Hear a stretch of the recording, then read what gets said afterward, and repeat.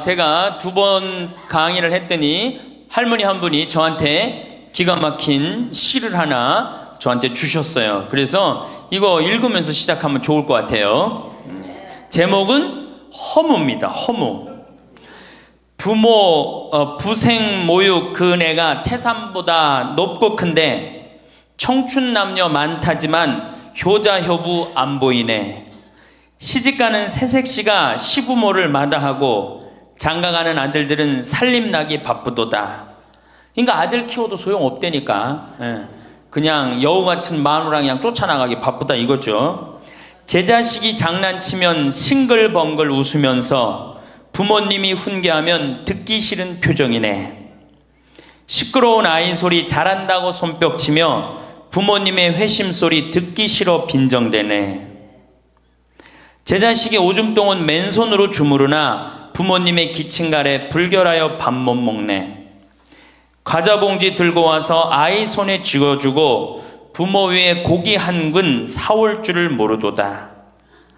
애완동물 병이 나면 가축병원 달려가고 늙은 부모 병이 나면 그러려니 태어나고 10자식을 키운 부모 하나같이 키웠건만 10자식은 한 부모를 귀찮스레 여겨지네.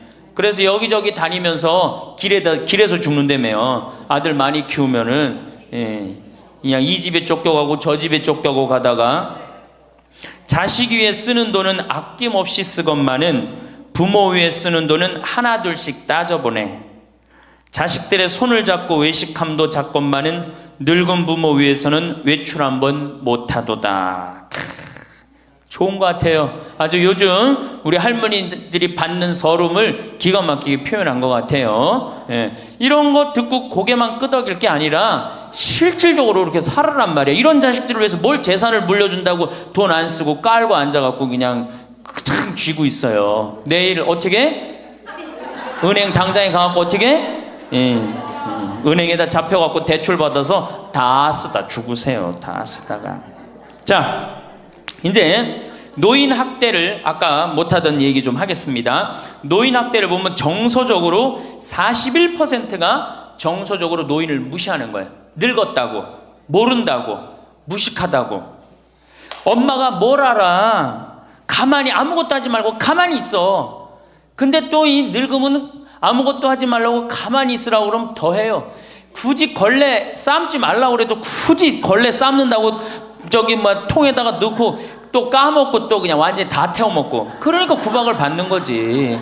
왜 하지 말라는 짓을 골라세요. 그거 하는 시간 있으면 어떻게? 나가서 놀아. 밥 한다고 그냥 또 쌀 씻어 얹어갖고 다 태우고 그러지 마시고. 자, 그 다음에 학대가 41%, 방임이 24%예요. 방임. 밥을 먹거나 말거나 방 청소를 해주지도 않고. 제가 봉송체 나가보면 당뇨병 걸린 할머니들 옷을 얼마나 갈아 안 입혔는지 냄새가요, 표현할 수 없는 냄새가 나요. 당뇨병 걸린 할머니들, 이 풍 걸려갖고 이렇게 누워있는 할머니들 집에 가보면은요, 냄새가 아주 묘한 냄새가 나요. 오줌 냄새, 똥 냄새, 군 냄새 막. 그래갖고 그냥 또 봉송체를 가보면은 다 자식 며느리 다 돈 벌러 가고 다 학교 가고 할머니만 혼자 있는 경우도 많아요. 그러니까 그냥 거기서 그냥 이불 속에서 그냥 있는 거예요. 참 그런 거 보면 참 마음이 안타깝죠. 이게 뭐 80, 90된 어머니한테 용돈 드린다는 것은 말할 것도 없어요. 말할 것도 없어요. 전 가끔 이 술이 들어오면은 아버지한테 드려요. 그럼 아버지가 양로원에 노인정에 가고 친구들이랑 먹고 아주 근사하게 고기도 제가 사다 드려요. 고기도 노인정에 친구들이랑 구워 먹으라고. 사실은 제가 아주 강조하는 거지만 여러분들은 자식들보다 누가 더 중요해요? 친구가 훨씬 중요해요. 전신 같이 먹어주고 화투 같이 쳐주고 같이 한탄 신세, 자기 신세 한탄 같이 들어주는 건 누구밖에 없어? 친구가 더 중요한 거야. 그러니까 손자들 용돈 줄 생각하고 그냥 꼬깃꼬깃 모아두지 말고 그 돈 꺼내갖고 어떻게? 친구랑 같이 칼국수 사 먹고 냉면 사 먹으란 말이에요. 제일 중요한 거예요. 이 노년의 유대라는 거는 노년의 유대 관계, 내가 집에서 돈 쓰기 싫어갖고, 사실 돈 쓰기 싫어갖고 안 나가는 할머니들도 많아요. 돈 아까워서. 그래갖고 그냥 집안에 가만히 있잖아요. 그 할머니는 완전히 고립되는 거예요. 내가 친구를 만나고 같이 걱정도 해주고, 아픈 친구에서 기도도 해주고, 또 아픈 친구 손잡고 평창에도 같이 와주고, 이게 살아가면서 치매 안 걸릴 수 있는 굉장히 중요한 길 중에 하나예요. 난 안 주고 안 받는다. 난 늙었으니까 안 주고 안 받는다. 그런 생각 하지 마시라는 얘기입니다. 세 번째는 이 할머니들이 어떻게 구박을 받냐? 구타야, 구타. 구타가 20%예요, 20%. 때리는 거예요, 때리는 거. 늙은 엄마, 늙은 아버지 때리는 거 말 안 들으면은 정말로 때리는 경우 참 많아요. 정말 기가 막힌 일이 지금 벌어지고 있는 거예요. 근데 이 기가 막힌 일이 왜 벌어져? 이유는 딱 한 가지야. 안 죽어서 벌어지는 거, 안 죽어서. 40살에 죽고, 50살에 죽고, 60살에 죽으면은 이런 구박 받아요, 안 받아요? 이게 70도 살고 80도 살고 90도 사니 이게 자식들이 지치는 거예요. 그러니까 자식들이 나를 좀 무시해도 섭섭해할 게 없어요. 이제 이렇게 이 보너스 인생 요거는 누가 책임져야 돼? 내가 책임져야 돼요. 내가 똑똑해져야 된다는 얘기야. 그래서 정규 학교를 만들어야 돼요. 60 넘어갖고 64살까지 학교 다니게 해갖고 이거 졸업한 사람만 100살까지 살게 해줘야 돼. 이거 졸업 안 하면은 뭐 어디로 보내든지 해야지. 이게 그냥 바보같이 살면서 자식들도 원수되고 본인들도 고통스럽고 그냥 마지막 인생을 그렇게 미움, 원망, 저주 속에서 살다가 죽으면 천당 갈 것 같아, 못 갈 것 같아요? 행복한 상태에서 죽어야지 천당 가요. 요한 바오로 2세 교황님, 난 천당 100번 가고도 남은 분이라고 생각해. 왜? 죽으면서 뭐라고 그랬어요? 나는 행복했다, 니네들도 행복해라, 그러고 가셨잖아. 그러니 천당 가시죠. 정말로 이 세상에서 하느님 나라같이 산 분이 천당 가는 거예요. 그러니까 우리 할머니들 지금 중요한 건 웰빙 그러는데 누구 웰빙이 제일 중요해? 할머니 할아버지도 웰빙이 제일 중요한 거야. 나머지 20%는 어떻게 하느냐? 네 번째 노인 구박은 늙은 부부가 서로 구박하는 거야. 늙은 부부가 서로 죽으라고, 나가 죽으라고, 너 그러려면 나가 죽으라고. 늙은 부부가 처음 시집 올 때 다섯 곧했던 마누라가 나이를 먹을수록 거칠어지죠. 그렇죠? 얌전해지긴 뭐가 얌전해? 지금 우리 할머니들 할아버지들한테 얌전해, 안 얌전해요? 막 소리 지르고 그러잖아요. 오히려 누가 얌전해? 할아버지들이 얌전해져. 늙으면 이상하게. 그러니까 할아버지들이 여성스럽고 할머니들이 남성스러워져요. 그냥 어떤 할아버지가 이제 나이를 먹으면 먹을수록 이 기가 죽어갖고 할머니가 말을 안 듣는 거야. 저녁을 먹으려고 그러는데 안방에서 마누라 오늘 저녁 뭐 했어? 국은 뭐 끓였어? 근데 아무 대답이 없는 거. 부엌에서 딸그락 소리는 들리는데. 그래갖고 이제 안 그래도 이제 할머니가 자기를 무시하는 것 같다고 막 화가 나는데 대답을 안 하니까 날 진짜 무시하는 것 같잖아. 그래갖고 이제 거실에 나가고 또 얘기했어요. 마누라 오늘 저녁 뭐 했냐니까 국 뭐 끓였어? 그런데도 딸그락 소리는 들리는데 아무 대답이 없는 거예요. 그래갖고 이제 너무 열받아갖고 부엌에 가갖고 이제 소리를 지르는 거야. 오늘 저녁 뭐 했는데 왜 무시하느냐고? 왜 대답을 안 하느냐고? 그랬더니 할머니 하시는 말씀이 내가 콩나물국이라고 3번이나 대답했는데 왜 이렇게 자꾸 떠드느냐고. 그러니까 할아버지 자기 귀 먹은 건 생각 안 하고 뭐만 생각나는 거예요. 할머니가 대답 안 했다는 것만 섭섭한 거야. 늙으면 그러니까 자꾸 자기 자신은 모르고 뭐만 생각해? 섭섭한 것만 생각하는 거, 섭섭한 것만. 이게 서로 이해하고 감싸줘도 전차를 판국인데, 이게 서로 구박하면 되겠어요? 이제는 누구밖에 없어? 할머니, 할아버지들밖에 없어요. 이제 만약에 돌아가시면 어떻게 돼요? 고아되는 거예요. 고아되는 거. 할아버지들 돌아가시면 우리 할머니들 뭐 돼? 고아되는 거예요. 작년에 여기 고아할머니 몇 분 계신가 보다. 작년에 할아버지 한 분이 81살 되신 할아버지예요. 오셔갖고 그러는 거예요. 두부도 만들어 먹고 여기 또 5월 6월달 경치가 너무 좋잖아요. 찰떡도 만들어 놓고. 근데 할아버지가 신부님 이렇게 좋은데 나 혼자 오니까 별로 안 좋아요. 우리 마누라하고 나하고 부부금실이 너무 좋았는데 작년에 마누라가 죽었다는 거예요. 그런데 더 여기 오니까 더 쓸쓸해 되는 거야. 이 좋은 거 같이 봤으면 얼마나 좋을까. 이 앞에 강 바라보고 탁 저녁에 모닥불 펴놓고 놀고 아까 두부 만들어갖고 막걸리 한잔하고 이 좋은 걸 같이 했으면 얼마나 좋았겠느냐 이거예요. 그러니까 우리 할머니들 자식들 걱정하지 말고 누구 걱정해줘? 할아버지들 걱정해줘요. 자식들 뒷거 챙겨줄 거 있으면 누구 보약해드려? 할아버지 보약해드리세요. 자식은 우리나라처럼 자식한테 매이는 나라가 없어요. 그리고 자식들도 못된 거죠. 부모님이 이제 60 됐으면은 부모님 그동안 모은 재산으로 행복하게 살게 도와줘야 되는데 그걸 끝까지 뺏어 먹으려고 그러는 게 대한민국 자식들이에요. 나쁜 자식들이에요, 제가 보기에는. 자, 그래서 이제 이 세 번째 시간, 이제 진짜 이 노년의 세 번째 중요한 거 재산 관리에 대해서 지금부터 말씀을 드릴게요. 재산 관리. 노년의 재산 관리 첫 번째, 닭으로 잡아먹지 말고 달걀로 살아라. 닭으로 잡아먹지 말고 뭘로 살아라? 달걀로 살아라. 우리 할머니들 닭 몇 년 살아요? 닭. 예. 닭이 뭐 1년, 2년 산다고 그러는데 닭이 27년 살아요. 닭이 27년 살아요. 안 잡아먹으면 안 죽어요. 우리가 잡아먹어서 빨리 죽는 거지 안 잡아먹으면 안 죽어요. 그럼 내가 키운 닭이 지금 7년 키운 닭이 있는데 300알 정도 나요. 300알 정도. 아주 더울 때, 아주 추울 때 빼고는 다 나요. 그러면 우리 할머니들 닭 잡아먹으면 어때 그날? 어때 그날? 좋잖아요. 닭다리도 뜯어먹고 국물도 먹고 그 배 갈라갖고 찹쌀도 넣고 그냥 거기서 찹쌀도 먹고 다음날 있어요 없어요?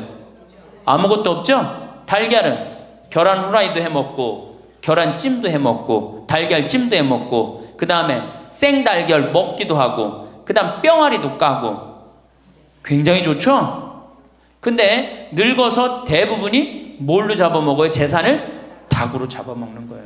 어떻게 잡아먹어? 어머니 아버지 제가 이번에 좀 사업을 좀 하고 싶은데 가게를 내고 싶은데 어머니 이거 좀 도와주시면은 제가 어머니 아버지 집에서 잘 모실 테니까 어머니 지금 살고 있는 집 팔고 우리랑 합쳐서 삽시다. 내가 가게 낼 테니까.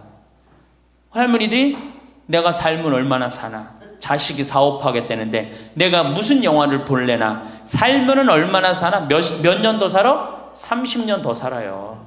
70부터 30년이 소중한데 이걸 다 까먹고 자식 해줘야 되겠다. 그리고 집 팔고 아들 집으로 들어가는 날 그날부터 할머니들은 뭐가 되는 거냐? 천덕꾸러기 되는 거예요.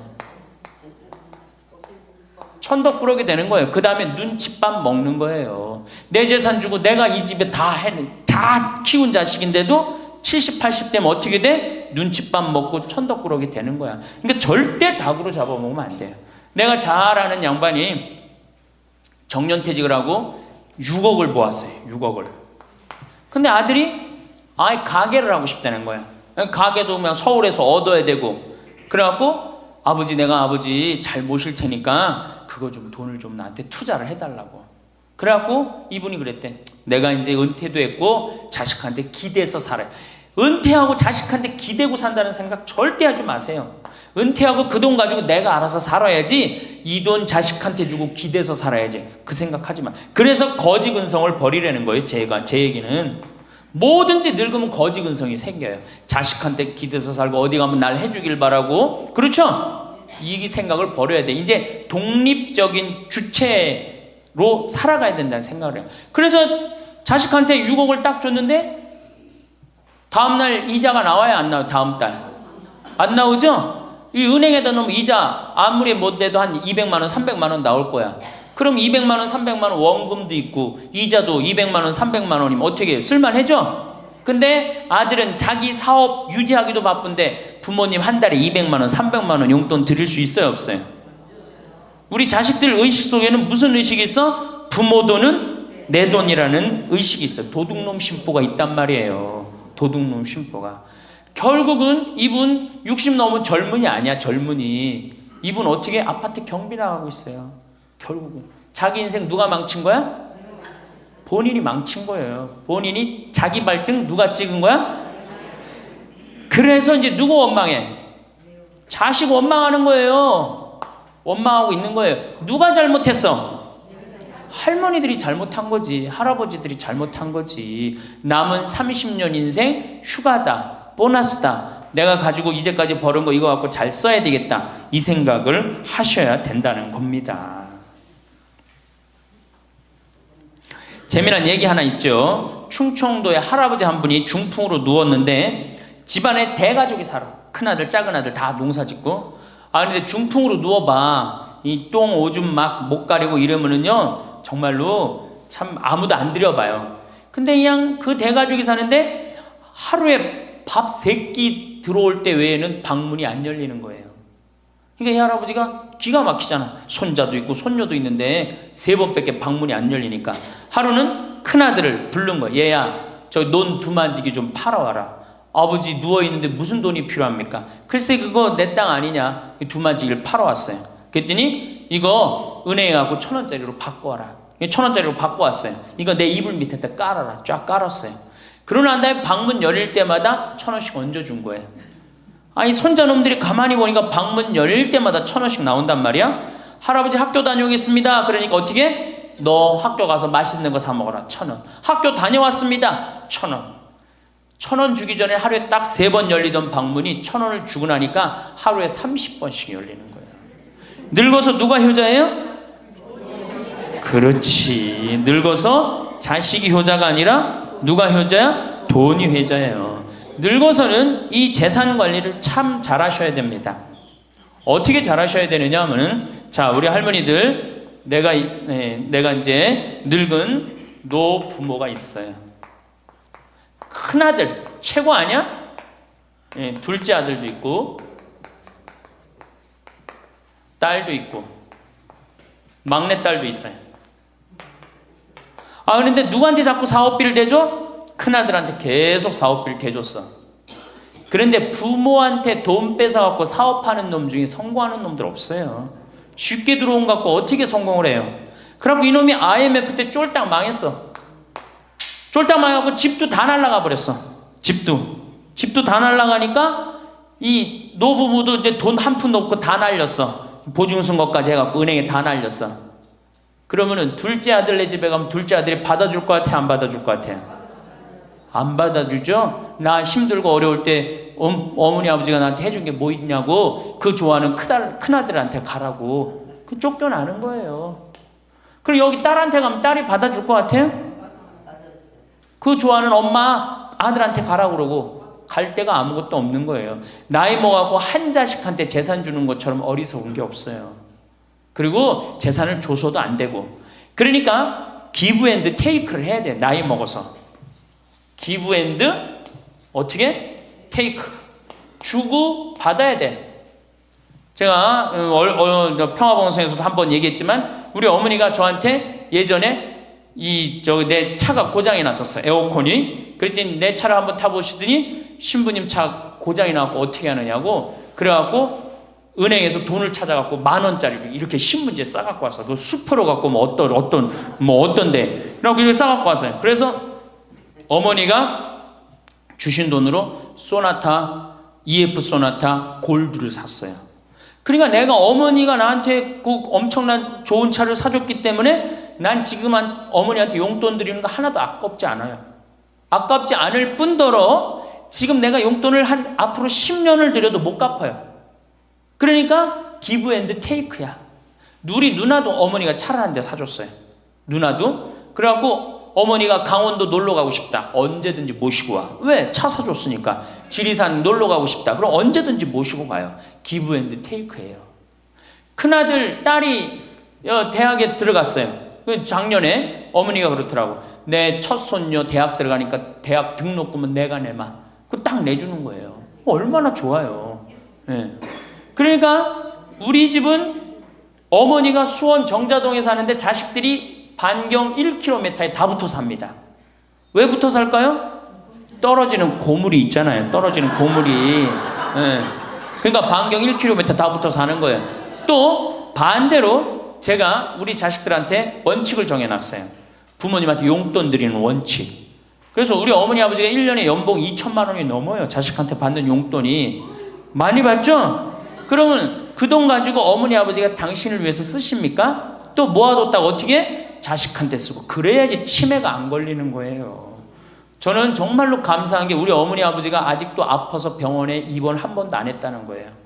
지금도 뭐 이제 소백산에 송이 캐러 가신다고 나한테 전화를 하셨어요.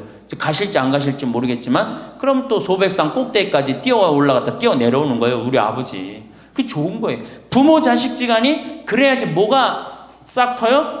사랑이 싹 트는 거예요. 효도는 이제 없어진 시대고 뭐만 남아있는 거예요? 사랑을 하느냐 안 하느냐만 남아있는 거예요. 이걸 누가 잘해야 돼? 할머니들이 잘해야 되는 거예요. 한 자식한테 몰아주지 말고, 에? 어느 자식 불쌍하다고 뭐 계속 보증서 주지 말고 그럴 것도 없어요. 그냥 은행에 가갖고 어떻게 딱 맡기고 난 다음에 그거 갖다가 쓰면 되는 거예요. 자, 닭으로 잡아먹지 말고 뭘로 해라? 달걀로 살아라. 그러니까 자식한테 절대 주지 말고. 그럼 신부님 무슨 재주로 달걀로 삽니까? 방법이 뭡니까? 부동산에 집착하지 마라. 늙어서 부동산에 집착하지 말라. 우리 할머니들 지금 안양 거기 그 주공하고 이 인공마을 그 개발돼 갖고 지금 아파트 한 채 3억, 4억, 5억 한다고 그러죠? 그러면 할머니들이 지금 4억짜리 아파트 살 이유가 있어요? 4억짜리 살 아파트가 있어요? 그거 팔으라는 거예요. 그거를 팔고 어떻게? 15평, 20평으로 가라는 거예요. 지금 3번에 보면 50평 이 은퇴한 할머니 할아버지들이 50평에 사는 할머니들이 무지 많아요. 50평이 밥 먹여줘요? 뭐만 나와? 관리비만 더 나올 거 아니야. 관리비만. 근데 어떤 할머니들이 그런 할머니들이 있어. 자식들이 찾아오면은 집이 넓어야 되지 않느냐고. 자식들이 1년에 몇 번 찾아오는데 1년에 두세 번밖에 더 와요? 추석 때, 생일 때, 그 다음에 설 때. 그 외에는 거의 안 찾아온단 말이에요. 그걸 위해서 50평짜리를 그냥 깔고 앉아서 20년, 30년 앉아 있는다는 건 말도 안 되는 거예요. 그러니까 미국은 부동산이 30%, 금융이 70%라는 거예요. 그러니까 만약에 좁은 집에 해갖고 은행에다가 이 지금 3번에 뭐 5억, 6억이라는데 그거 은행에다 넣어놓으면은 어머니 아버지 인사 갈게요. 그래, 인사 오면 내가 호텔로 와라. 호텔에서 내가 맛있는 거 사줄 테니까. 그리고 먹어서 보내요. 그걸 뭘 집에서 그걸 기다리고 있어요. 그래서 부동산 지금 영모기지론이라는 거 아시죠? 자, 지금 4억짜리 아파트를 팔았어. 그럼 2억짜리 하나 그냥 얻으라는 거예요. 그 임대 아파트든지 조금만 아파트를 줄여서 가라는 거예요. 그러고 난 다음에 2억은 은행에다 넣으면 1억을 은행에다 넣으면 어떤 상품이 있느냐면 1년에 100만 원씩 나와요. 한 달에 100만 원씩. 그래갖고 이게 10년 동안 나와요. 10년 동안. 10년 후에는 1억 없어지는 거예요. 근데 할머니들 한 달에 100만 원 나오면 쓸만해 안 쓸만해요? 쓸만하죠? 예. 만약 2억을 집어넣으면 어떻게 나올까? 한 달에 얼마가 나와? 200만 원이 나오는 거예요. 200만 원 다 써요? 못 써요? 못 쓰죠? 그럼 한 50만 원은 혹시 10년 후에 또 살지 모르잖아. 그러니까 그거 또 은행에다 연금으로 또 하나 묶어두라는 거 10년 동안. 그럼 10년 후에 또 나온다는 얘기예요. 그렇게 해갖고 내가 이제 70에 집을 정리했어. 80이 됐는데 안 주고 그럼 90까지 나온단 말이에요. 이렇게 한 달에 150만 원 가지고 냉면 먹고 싶으면 냉면 먹으러 가고, 그 다음에 내가 다음 시간에 내일 얘기하겠지만은 수영장 다니고 헬스장 다니고 춤 배우러 다니고 경복궁 가고 창덕궁 가고 평창 놀러 오고 이렇게 살면은요 절대, 제가 성공적인 노화라고 미국에서 20년 동안 연구한 책 한 권을 다 읽었어요. 그랬더니 그렇게 사는 할머니 할아버지들은 중간에 쓰러지는 법이 없다는 거예요. 96%가 건강하게 살다가 죽을 때 많이 고생해 한 달, 두 달이라는 거예요. 그러니까 어떻게 죽을 수가 있는 거야? 꼴까닥 죽을 수가 있는 거야. 돈을 쓰다 죽어야지 꼴까닥 죽는 거지, 안 쓰고 가만히 있으면 바로 병든다는 거예요. 바로 병든다는 거예요. 그러니까 우리 할머니들 어떻게 하셔야 돼? 부동산 어떻게?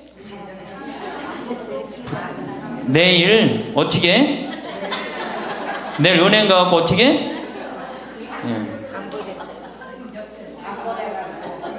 은행 가갖고 평가 받아갖고 더 좋은 건 뭐냐? 이 집을 팔지 않고 더 좋은 건 그냥 영모기지론이라고 그러죠? 영모기지론. 은행에 갖다 맡기고 다 내가 죽을 때까지 돈이 나옵니다.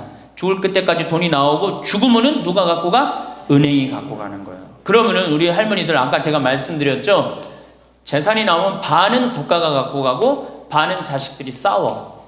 반은 써보지도 못하는 거야. 물론 이것도 못 써보는 거야. 근데 내가 이걸 전부 다 은행에다 맡겨갖고 요 자식 용돈 주고 싶으면 아까 기브앤테이크 말씀드렸죠? 용돈 주고 싶으면 용돈 주고 먹고 싶으면 다 내가 쓰다가 나라 경제도 돌아가잖아. 500만 명이 이렇게 쓴다고 생각해봐. 경제 돌아갈 것 같아? 안 돌아갈 것 같아요? 잘 돌아가요. 쓰고 싶은 거 쓰고 하고 싶은 거 하고 다니고 싶은 거 다니고 다 하다가 죽으면 누가 갖고 가? 은행이 갖고 가는 거야. 자식도 안 싸우고 얼마나 좋아요.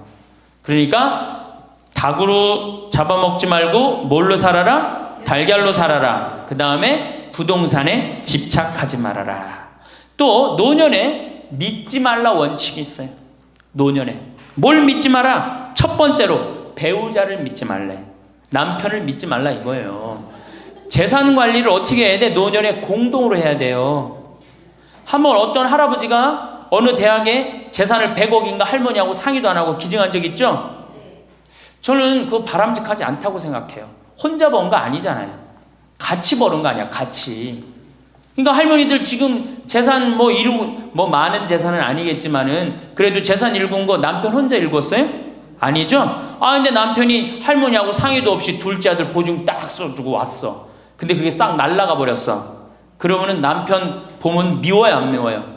죽을 때까지 미운 거예요. 그건 삶하고 직접 연결되기 때문에. 그러니까 배우자를 믿으면 안 돼요. 제가 본당 신부할 때 농담 반 진담 반으로 항상 그래요. 마누라를 믿지 말아라. 그럼 할아버지들 와서 신부님 그래도 우리가 어떻게 살았는데 마누라가 내 돈을 해먹을 수가 있겠어요? 그건 가봐야 하는 겁니다. 가봐야 하는 겁니다. 그런데 제가 여기 이제 본당 신부 관두고 이제 평창에 와서 농사 짓고 사는데 할아버지 한 분이 내가 세례를 주는 할아버지예요. 그 할아버지가 배 만드는 회사의 공장장이셨어요. 대단한 분이죠.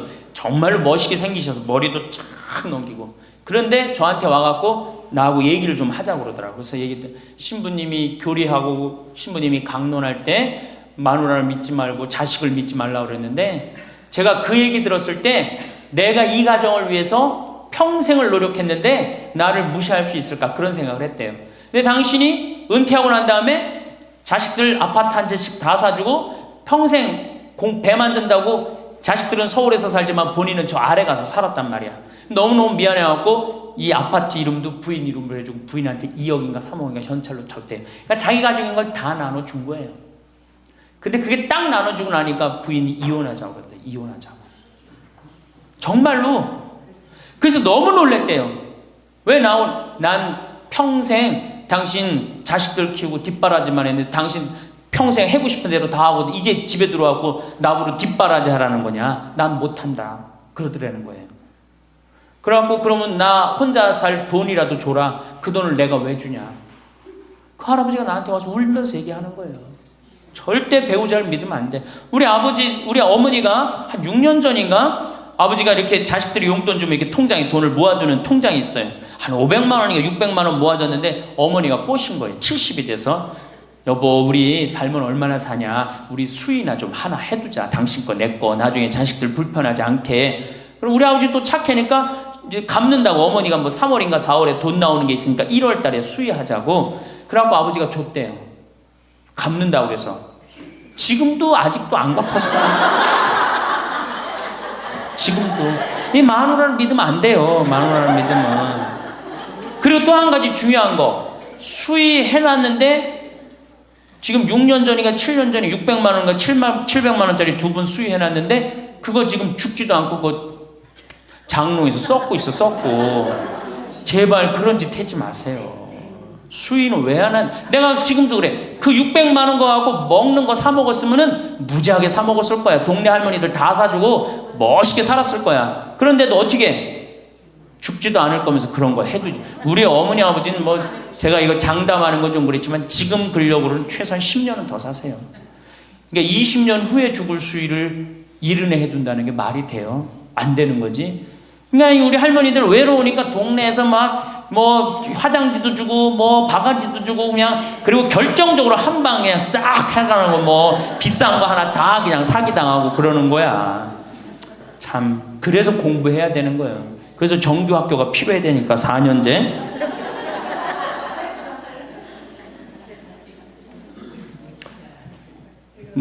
배우자를 믿지 마라. 두 번째, 누구를 믿지 마라? 자식을 믿지 마라.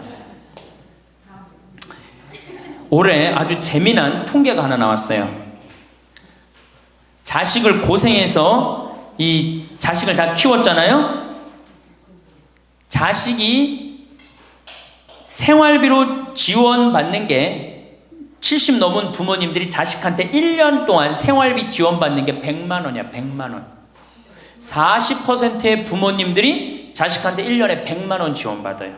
100만 원 지원받으면 한 달에 얼마일까요? 7만 원도 안 돼. 8만 원, 8만 원. 대학 졸업한 자식이 지원해 주는 건 얼마일까요? 대학 졸업한 자식이 146만 원이에요. 대학 졸업한 자식이. 그러니까 대학 졸업한 자식은, 대학 안 졸업한 자식은 9만 원 정도 부모한테 대주고, 대학 졸업한 자식은 11만 원, 2만 원 정도 대주는 거예요. 대학 보내나 안 보내나 늙어서는 어떻게? 똑같아. 그러니까 내가 자식 대학 보냈다고 호강할 거다, 그런 생각하지 말라는 거예요. 자식들이 투자는 저희에게 맡기시고 당신은 인생에 투자하십시오. 딱 쪽박 차기 쉬운 얘기예요. 지금 시대가 어떤 시대인데. 그래서 노년은 투자하는 시기가 아니라 뭐 하는 시기야? 관리하는 시기예요. 투자하는 시기가 아니라 관리하는 시기야. 노년은. 그러니까 우리 할머니들은 내가 가지고 있는 걸 얼마나 관리하느냐에 따라서 삶이 결정돼. 그리고 이 투자라는 거 재미난 얘기 하나 해줄게요. 또, 자, 미국이 인베스트 뱅크라고 그래. IB 은행이라고 그래요. 투자 은행이라고 그래. 미국 놈들이 우리나라 IMF 터졌을 때 자기네들 은행에서 투자 막 해갖고 우리나라 거 다 싼 값으로 다 사갔죠? 그 놈들 지금 어떻게 됐어요? 지금 미국이 어떤 꼴 나요? 10년 전 우리나라 꼴 똑같이 나왔고 나라 도산하게 생겼어요. 미국이. 투자라는 건 위험한 거예요. 투자라는 건. 이게 자본주의가 결코 좋은 게 아니에요. 자본주의가. 이 도둑놈들이지. 돈 모아갖고 가난한 거 뺏어갖고 열심히 일궈놓은 거 다 뺏어가고, 이게 현대 자본주의야. 좀 어려운 얘기하면 신자유주의라는 거야. 이건 뭐 알 필요도 없지만 하여튼 굉장히 나쁜 거예요. 미국 놈들이 주장했던 거고, 누가 반대한 거야? 요한 바오로 2세 교황님이 철저하게 반대하고, 지금 베네딕토 16세 교황님도 철저하게 반대한 게 바로 신자유주의예요. 신자유주의라는 게 뭐냐? 미국에 돈 많은 놈들이 우리나라 회사 살 수 있는 거. 그게 신자유주의예요. 그러니까 이 벽을 없앤 거예요. 나라의 벽을 없애갖고. 그런데 그 놈들이, 투자한 놈들이 지금 어떻게 됐어? 쫄딱 망하게 생긴 거예요. 그러니까 지금은 어디든 내가 가지고 있는 걸 잘 관리하는 게 훨씬 중요한 거예요. 우리 할머니들 지금 뭐 어디 땅 사갖고 땅값 뛰면 뭐 하려고. 내가 아파트 지금, 내가 어떤 할머니를 보니까 83살인데 판교에 청약을 했어. 판교에 청약을. 그럼 83살 먹은 할머니가 판교에 청약한 이유는 오로지 뭐 하나야? 자식한테 물려주려고 그러는 거. 왜? 10년, 뭐 지금은 또 제도가 바뀐다고 그러지만 10년 동안 그 판매를 못하게 돼 있어요. 아파트를 한번 사도. 안타까운 거죠. 그거 할 돈 있으면 10년 동안 할머니 시컨 쓰다 죽어야 되는데, 죽으면서까지 누구 생각하는 거? 우리는 자식들 생각하는 거야. 참. 근데 그 자식들이 그런 부모를 안 하냔 말이야. 아까 시 읽은 것처럼 자식 위에 쓰는 돈은 아낌없이 쓰건만은 부모 위에 쓰는 돈은 하나둘씩 따져보내. 자식들의 손을 잡고 외식함도 잡건만은 늙은 부모 위해서는 외출 한번 못하도다. 또 얘기하잖아. 애완동물 병이 나면 가축병원 달려간다. 그러니까 우리 할머니가 10번째라고. 맞아요. 그 자식들한테 뭘 그렇게 해 대냔 말이야. 제발 그러지 마세요. 다 쓰다가 남으면 누구한테 갖다 줘? 한시모님한테 갖다 줘. 한시모님한테. 한시모님한테 갖다 주기 싫으면 나한테 갖고 오든지, 아니면 나한테 갖고 오기 싫으면 어디에 갖다 줘? 복지시설에 갖다 주고 돌아가세요. 자식한테 주지 말고.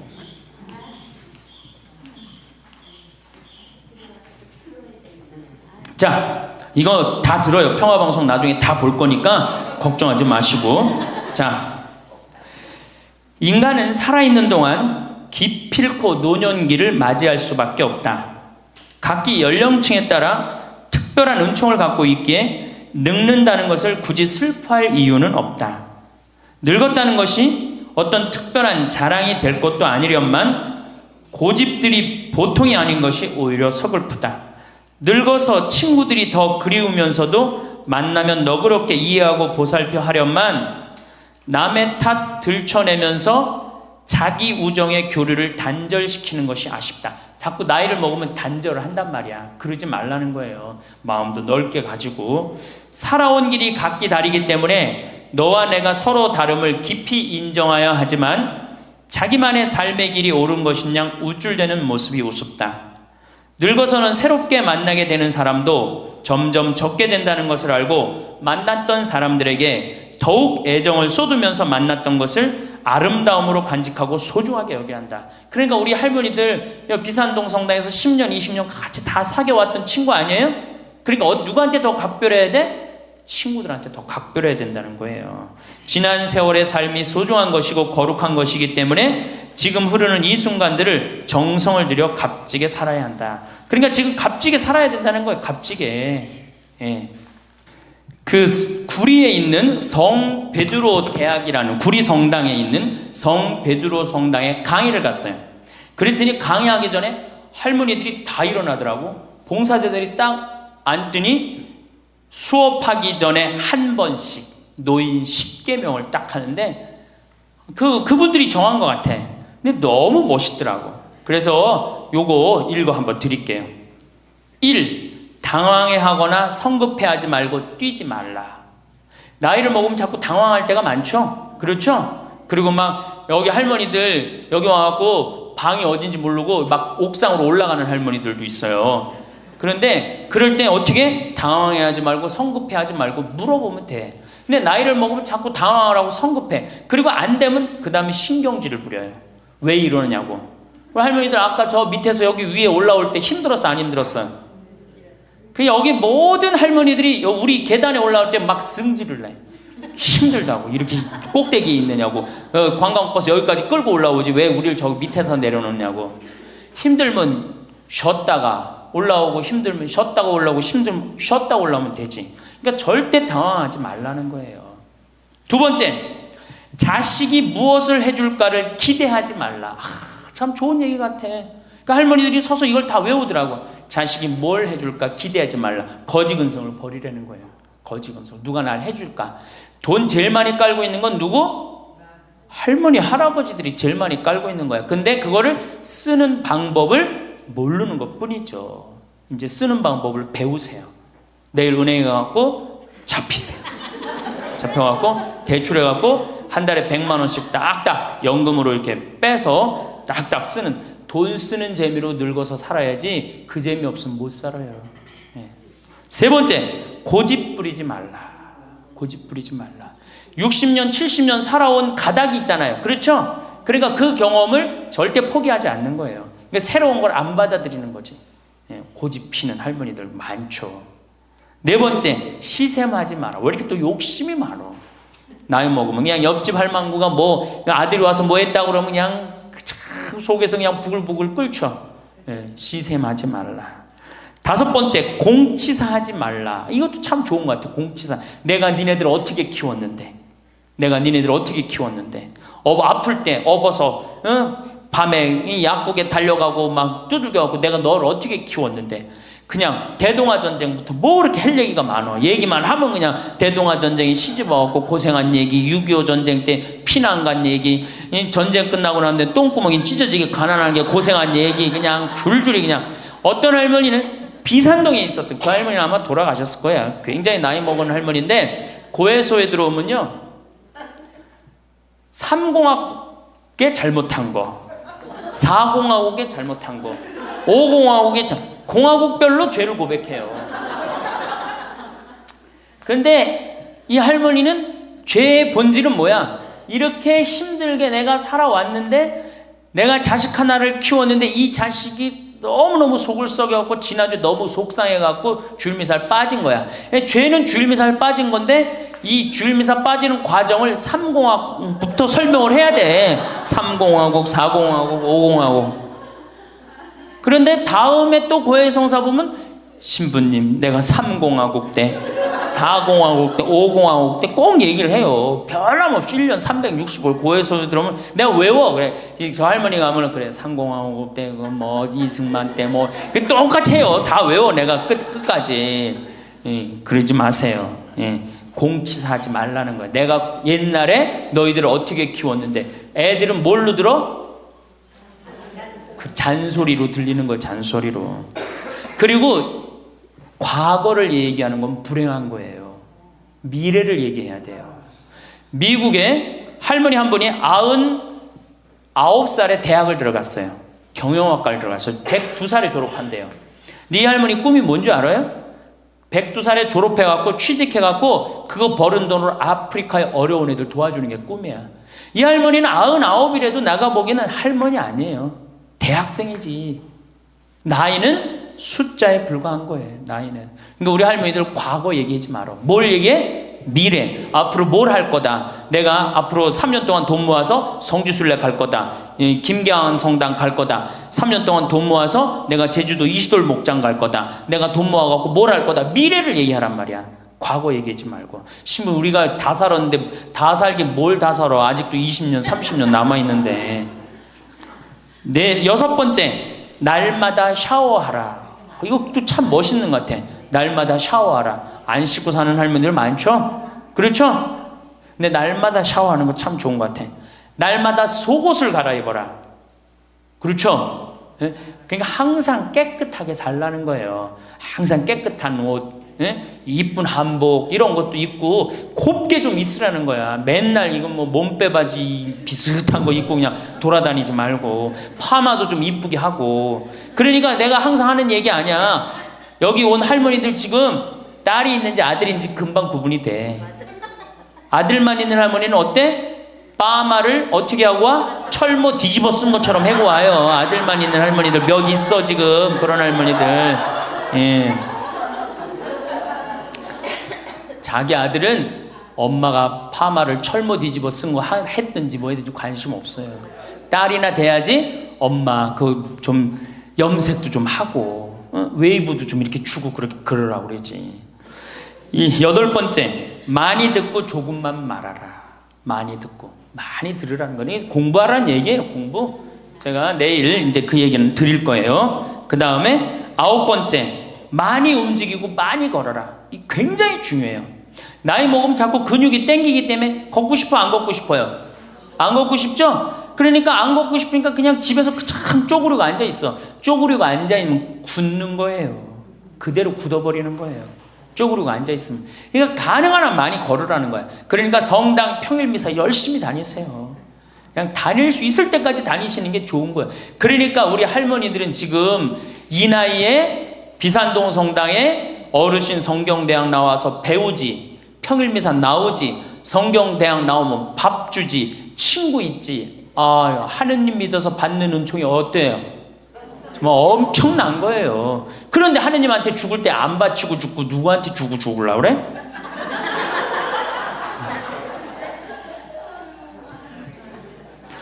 외국의 신앙이 깊은 사람들은요, 죽을 때 다 교회에 기증하고 죽어요.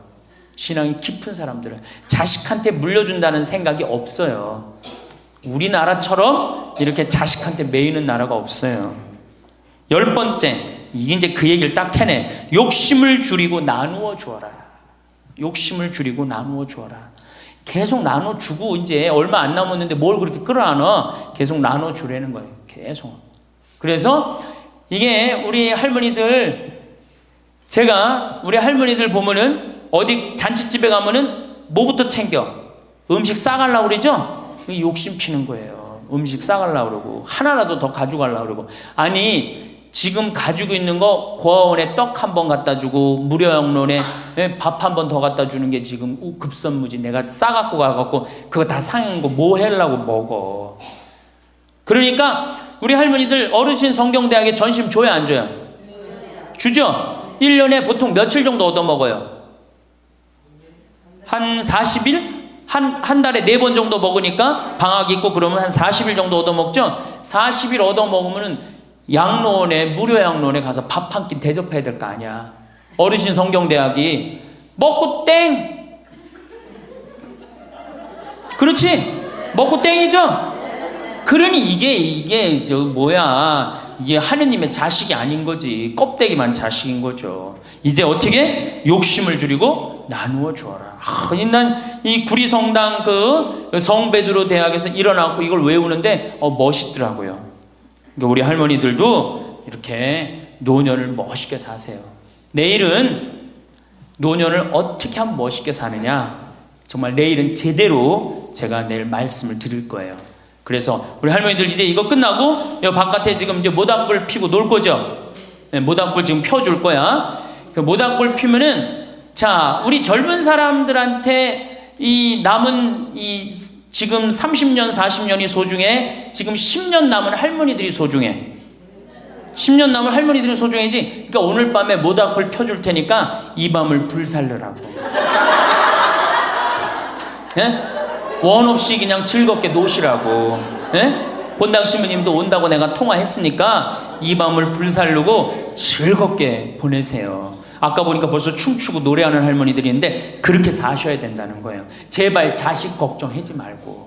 자식 걱정한들 해결해 줄 수도 없고 자식의 마음에 담지도 않아. 근심 걱정 다 털어버리고 어떻게? 모닥불 펴놓고 이 밤을 불살르시기 바랍니다. 여러분, 황창현 신부님 말씀 어떻게 들으셨나요?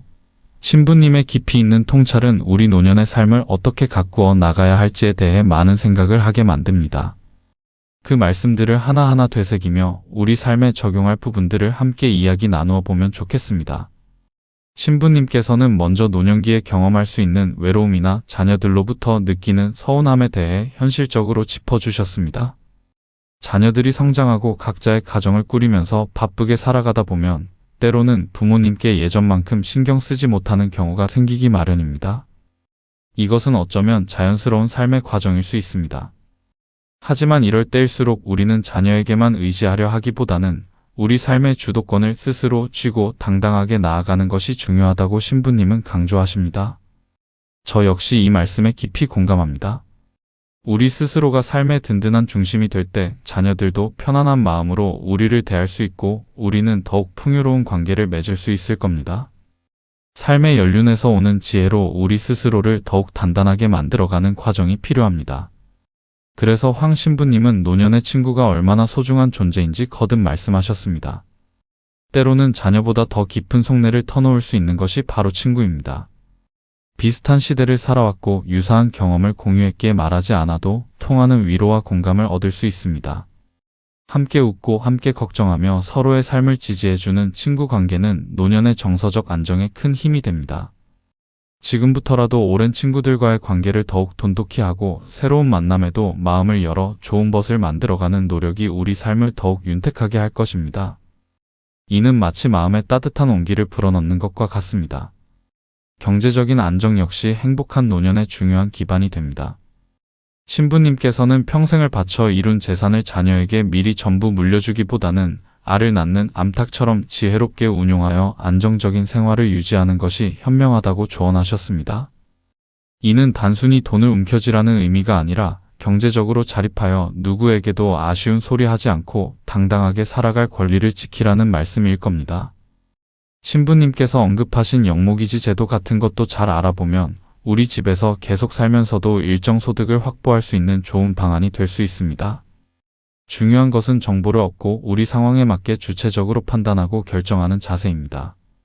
가족 간의 신뢰는 무엇과도 바꿀 수 없는 가치이지만 특히 재산 문제에 있어서는 신중함과 투명성이 필요하다고 신부님은 지적하셨습니다. 배우자나 자녀와 재정 상황을 공유하고 중요한 결정은 함께 논의하며 공동으로 관리하는 것이 오해를 막고 불필요한 갈등을 예방하는 길입니다.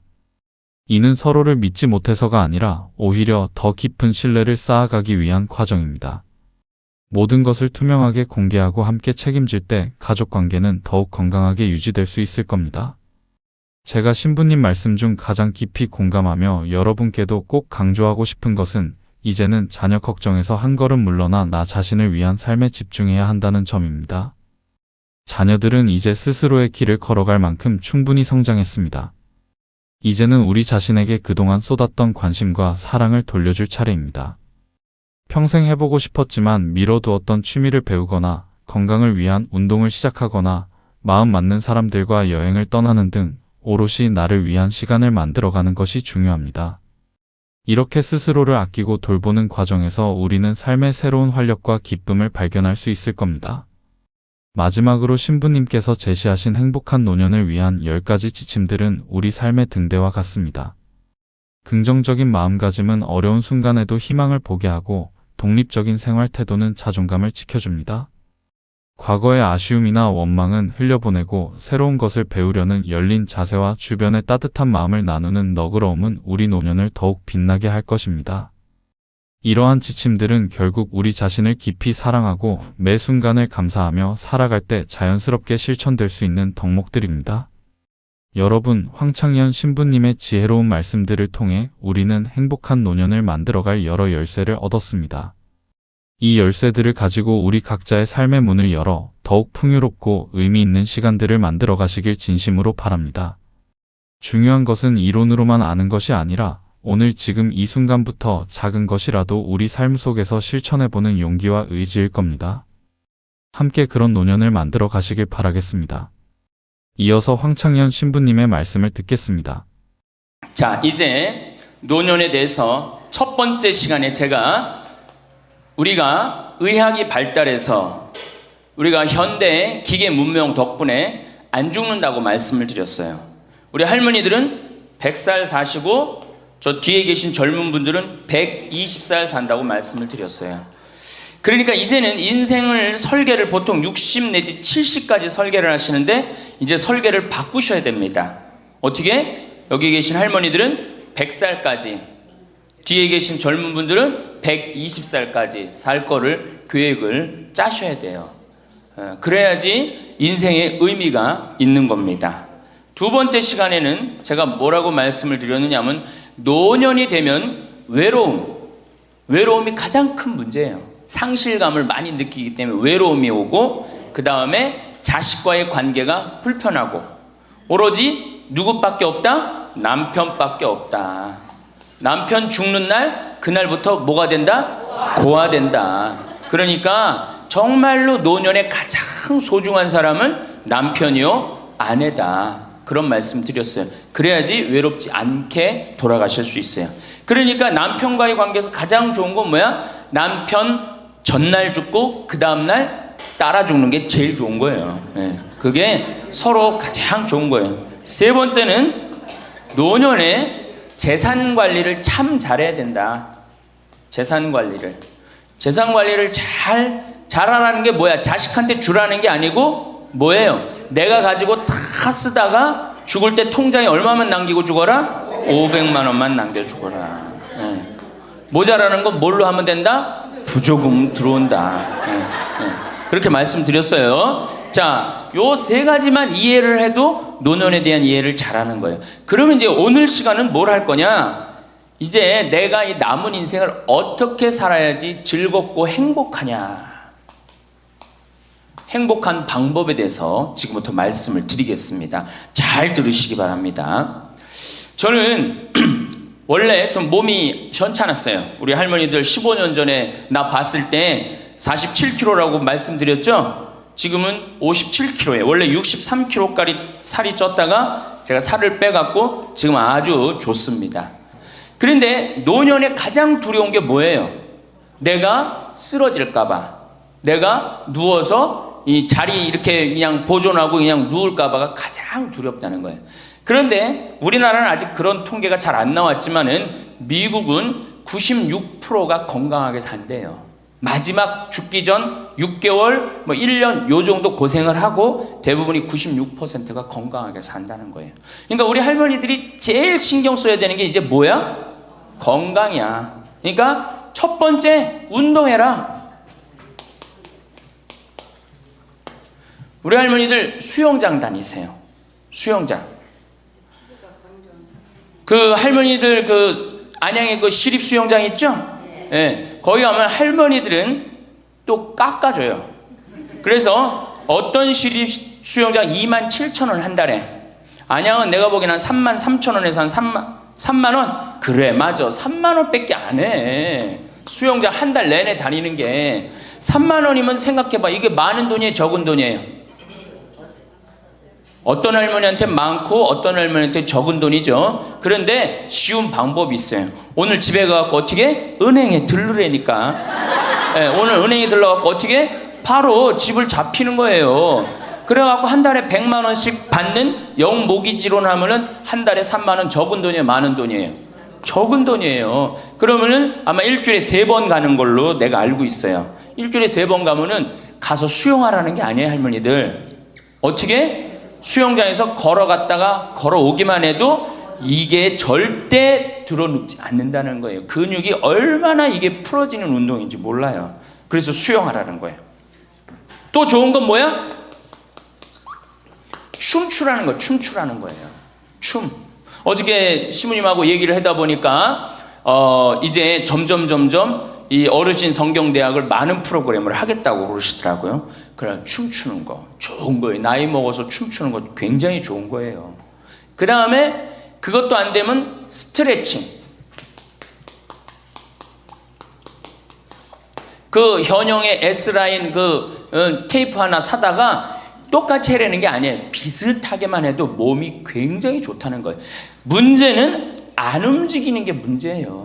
안 움직이는 게. 그러고 난 다음에 걷기 운동. 묵주 하나 들고 거기 안양천 내려가고 어떻게? 잘 꾸며놨잖아요, 이제는. 안양천 왔다 갔다만 해도 그게 건강에 좋은 거예요. 괜히.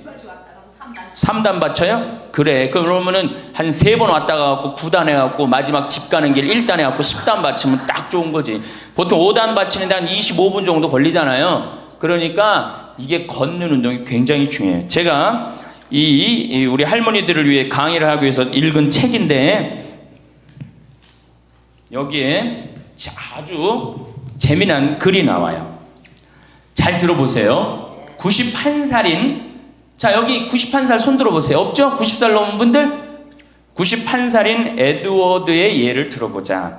에드워드는 86살 때까지 평생 동안 하루도 운동을 한 적이 없다는 거예요. 86까지. 운동 안 하는 사람들 많죠. 우리 할머니들도 운동 전혀 안 하는 분들 있죠. 그러니까 86까지 평생 운동을 한 번도 한 적이 없대. 그 무렵 그는 노인을 위한 히브루 재활 센터를 방문하게 되었는데 마침 자신의 여가 시간을 채우기 위해서 무언가 할 일이 필요한 참이었다. 그는 건강한 삶이라는 노인을 위한 웨이트 트레이닝을 중심의 운동 프로그램을 등록하게 됐다. 웨이트 트레이닝이 뭐냐면은 엽기 들고 이러는 거, 그런 거예요. 할머니 예도 나와요. 할머니 예도. 86살 먹은 할머니 예도 나오는데, 어쨌든 비록 그는 말초신경 장애로 인해서 다리 감각을 많이 상실한 심각한 상태였어. 99이면 생각해봐. 다리도 쩔뚝거리고 걷고 그렇겠죠? 그러니까 말초신경이 다 무너진 상태야. 일주일에 3번씩 다리 밀기 하는 거 있어요. 다리 밀기 하는 거, 무릎 뻗기, 다리 구부리기, 그 다음에 가슴 밀기, 이걸 기구 운동을 한 거야. 그러니까 그 웨이트 트레이닝을 한 거죠. 그는 다리 통증이 있어서 다리 밀기 기구는 한 번에 한 다리씩만 했어. 2다리를 못하고 한 다리씩만 했어. 남들이 보면 바보 같았겠죠. 그는 몇 살이든지 더 강해지고 더 좋아질 수 있어요. 운동을 시작하면서 기분이 좋아졌고 강해졌어요 라고 이야기합니다. 일단 시작하면 활력으로 가득 차게 될 것입니다. 웨이트 트레이닝으로 걷는 게 많이 나아졌고 기분도 더 좋아지고 잠도 더 잘 자고 식사도 더 잘하게 되었습니다. 운동을 시작하고 인생이 달라졌다는 거예요. 91살에. 생각해봐. 91살이면 뭐 기다리는 때야? 이제 관에 들어갈 것만 기다리는 때라고 생각하잖아요. 그렇지 않다는 거예요. 죽을 때까지 사람 몸은 단련하면 건강해진다는 거예요. 이 할아버지 얘기 보세요. 그는 노인치고 너무 넓어진 가슴 덕분에 최근 한 행사를 위해서 새로 옷을 구입해야만 했다. 무슨 얘기냐? 웨이트 트레이닝을 하니까 91살에 어떻게 됐어? 가슴이 넓어져갖고 기본에 입던 양복을 못 입고 새로 샀다는 거예요. 91살에. 그러니까 나이 먹어갖고 제일 중요한 게 뭐야? 운동이야. 그러니까 할머니들 어떻게 오늘부터 운동을 하세요. 헬스장에 등록도 하고. 86살 먹은, 여기 이 책에 보면 86살 먹은 할머니가 헬스장에 등록을 해갖고 헬스를 하는데요.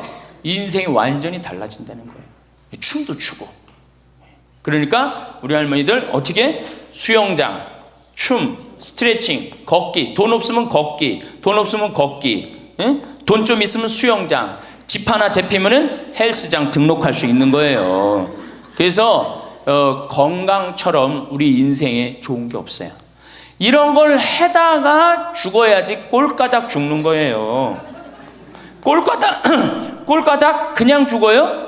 절대 그냥 꼴까닥 죽지 않아요. 아무것도 안 하면은. 근데 이걸 계속 하다 보면 마지막에는 근력이 다 떨어질 때는 그냥 일본에서 그래요. 팽팽하게 산다는 거. 고무줄을 한번 생각해봐. 고무줄 쫙 늘어뜨려. 굉장히 팽팽하죠? 어느 순간에 이게 다 되면 어떻게 돼? 딱 끊어진다 그래. 그래서 일본에는 고무줄처럼 팽팽하게 살다가 죽을 땐 탁 끊어져서 죽듯이 그렇게 죽지 않은 운동이 있어요. 일본도. 그러니까 나는 우리나라는 무슨 운동? 꼴까닥 운동. 꼴까닥 운동을 난 하고 싶어요.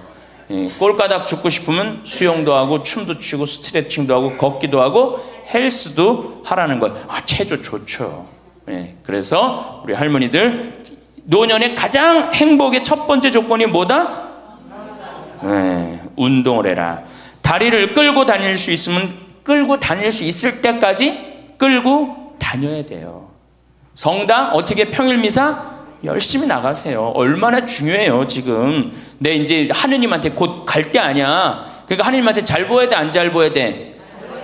그렇죠? 그럼 평일 미사, 주일 미사 말할 것도 없고. 가능한 한 며느리하고 사는 할머니들은 가능한 한 어떻게? 집을 벼주는 게 며느리를 위해서 좋은 거예요. 관계도 좋아져요. 자꾸 보면 관계가 나빠지는데 가끔 보면 좋아지게 돼 있어요.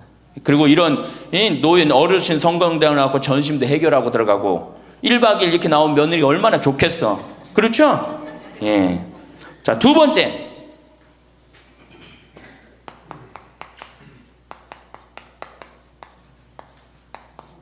우리나라 사람들이 진짜, 우리나라 할머니들이 진짜 못하는 게 뭐예요? 봉사예요. 미국은 노인이 3,300만인데 대부분이 봉사활동을 한다는 거예요. 심지어는 봉사활동 단체에 등록된 인원이 4천만 명이라는 거예요. 인원은 3,300만 명인데 등록된 인원은 4천만 명이라는 거. 한 군데만 봉사한다는 거 아니죠. 두 군데, 세 군데 봉사한다는 거예요. 그러니까 미국은 노인들 때문에 돌아간다는 거예요. 노인들 때문에. 근데 우리나라는 노인들, 봉사하는 노인들이 몇 명이나 돼요. 그러니까 우리가 그만큼 이기적으로 사는 거예요. 내 자식, 내 새끼, 우리 집만 생각하는 거지 우리 전체 사회를 생각하지 않는 거야. 아니 65세 넘어갖고 뭘 또 내 자식, 내 집, 내 새끼를 생각해. 이제는 좀 살 만큼 이 세상 얻어먹을 만큼 다 얻어먹었잖아. 세상에서 누릴 만큼 다 혜택을 누렸잖아요. 그러니까 이제는 어떻게 하고 돌아가야 돼? 되돌려주고 돌아가야지. 저는 제가 경복궁을 갔는데 그 얘기도 조금 있으면 말씀드리겠지만 할아버지 한 분이 나와서 해설을 하시는 거예요. 봉사하시는 거예요. 그러니까 일본어로 하시더라고. 일본 사람들 오니까 일본어로 막 봉사활동 하는 거예요. 너무 멋있어요. 그러니까 우리 할머니들도 내가 봉사활동, 독일은 할머니들이 이 인형 눈 붙여갖고 3천만 달러를 모았어요. 3천만 달러면 300억이야. 눈 붙여갖고 어떻게? 우리는 눈 붙여갖고 돈 모으면 어떻게? 손자 용돈 주죠? 아프리카에 병원 짓는데 기부했어요. 그러니까 노년이 돼갖고 얼마나 의미 있게 살 수 있어. 봉사활동 할 수 있는 거. 그러니까 우리 할머니들 봉사활동 하십시오. 우리나라 그제도 말씀드렸지만 자식한테 매달려서 자식 걱정하는 게 70%가 넘어요. 그러니까 이제는 뭐 하셔요? 봉사활동 하세요. 봉사활동. 성당에서도 나와갖고 주보 접기, 뭐 할 일 얼마나 많아. 청소하기, 성당 꽃밭 가꾸기.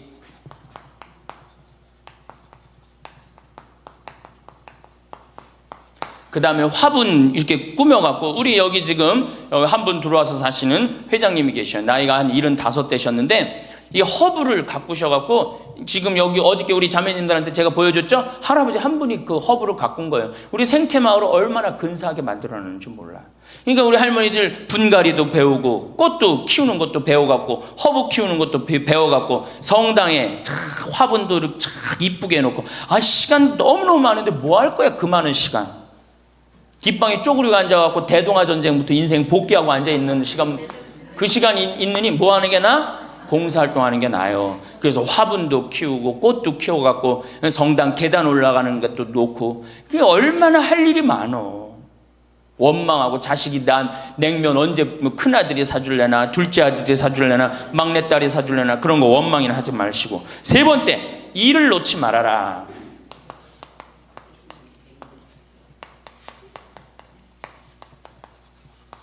일을 놓지 말아라.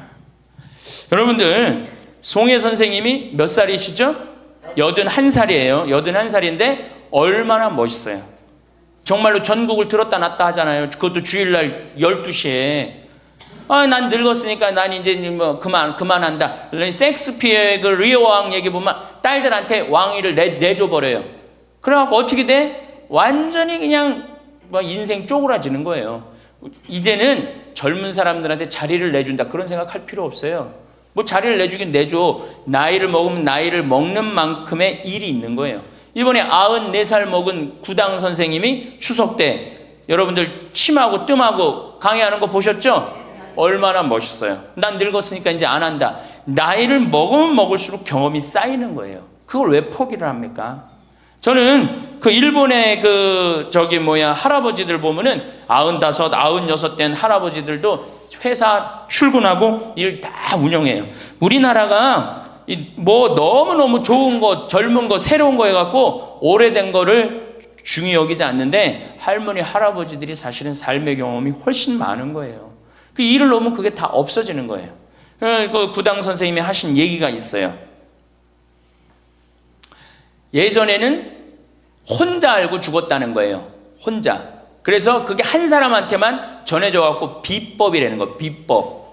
근데 의술이라는 게 비법이 어디냐는 거야. 모든 사람이 다 알고 다 나아지는 게 좋은 거지.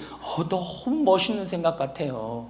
그러니까 이제까지 살아온 경험을 어떻게 나눠주는 게 중요해요. 그래서 학교를 다녀야 돼. 그런 걸 체계화하기 위해서 60부터 63살까지 4년 동안 학교 다녀야지 노인 자격증을 줘야 돼. 그냥 나이 먹는다고 나이 먹는 게 아니에요. 제대로 먹어야지, 제대로.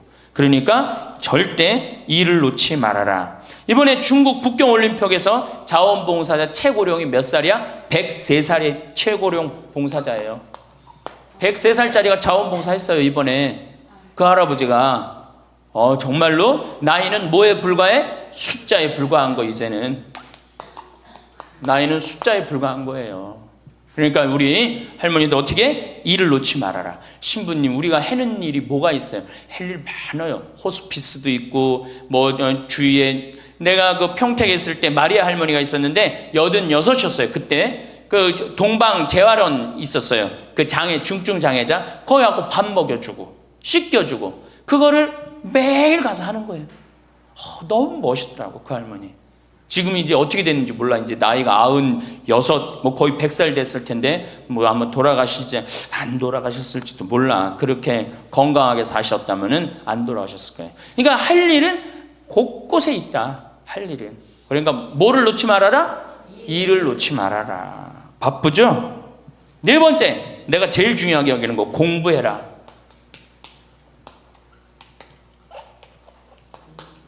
나이 먹으면은 공부할 생각을 안 해요. 더 새로 배울 생각을 안 해요.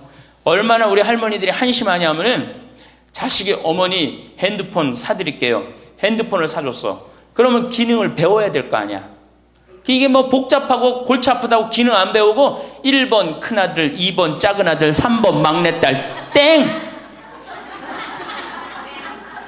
그렇죠?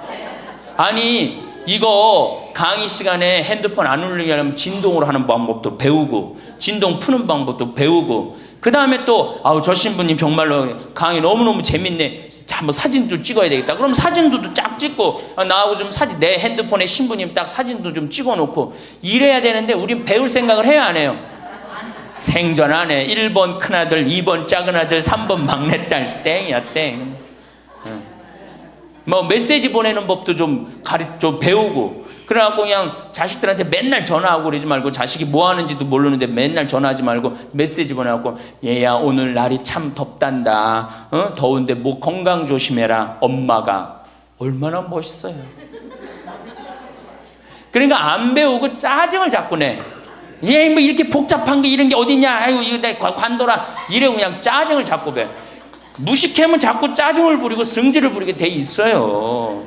그러니까 아유 신부님 늙어서 자꾸 이렇게 가르쳐달라 저렇게 가르쳐달라 창피하다고. 시대가 얼마나 빨라요. 안 배우고 못 살아요. 안 배우고. 저도 배우는데요. 저도 우리 직원들한테 컴퓨터 모르면 전화해갖고 야 이게 어떻게 되는 거냐, 이걸 어떻게 이 그림을 집어넣어야 되는 거냐. 그래갖고 아 신부님 제가 컴퓨터 그대로 켜놓을 테니까 따라하세요. 그러면은 따라해요. 아 그래, 야 이게 뭐냐, 그러면서 배우는 거예요. 시대가 빨리 변하기 때문에 어떻게 배울 수밖에 없어요. 얼마나 빨리 변하느냐면은 지난 1000년은 지난 100년에 빠른 만큼 변해요. 지난 100년 동안 빠른 거는 지난 10년에 빠른 거하고 똑같아요. 지난 10년은 어떻게? 지난 1년에 변한 것처럼 또 지금은 3개월에 한 번씩 업그레이드 된다는 거예요. 그런데 안 배우면 어떻게 하려고. 안 배우면. 신부님 이젠 살 만큼 살았고 머리 복잡합니다. 뭘 배웁니까? 그냥 이러다 살다 죽지. 그럼 뭐하러 살아 죽지 그냥. 사는 나는 사는 것 같이 살다가 죽어야 될 거 아니에요. 운동도 하고 봉사도 하고 일도 놓지 말고 공부도 하고 그리고 살아야 되는 거예요.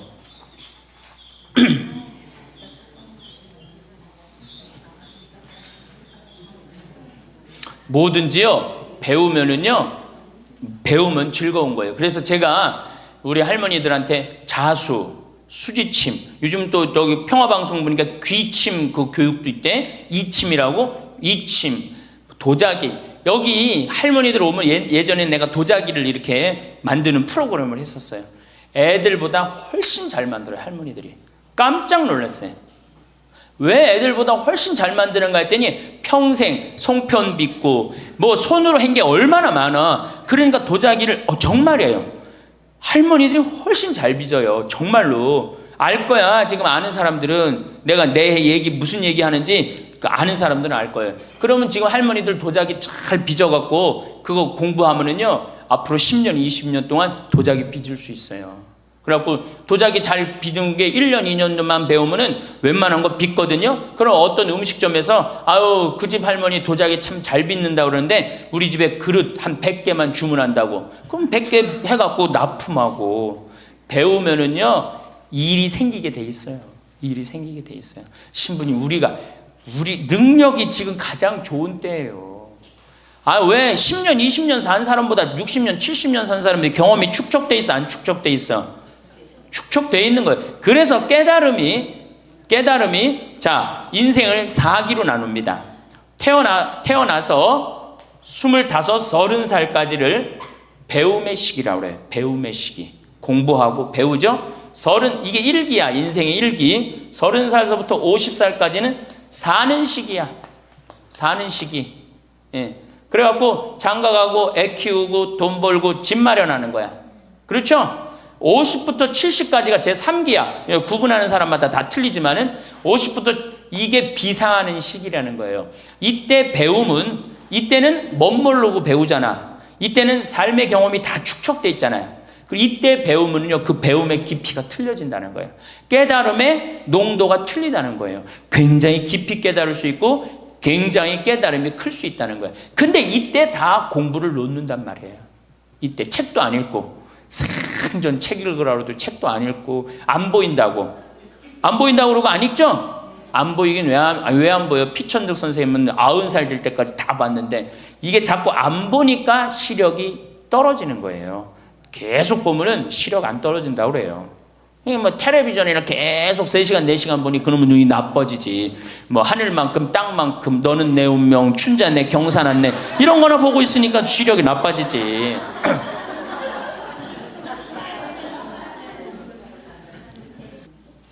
다섯 번째, 인생을 즐겨라.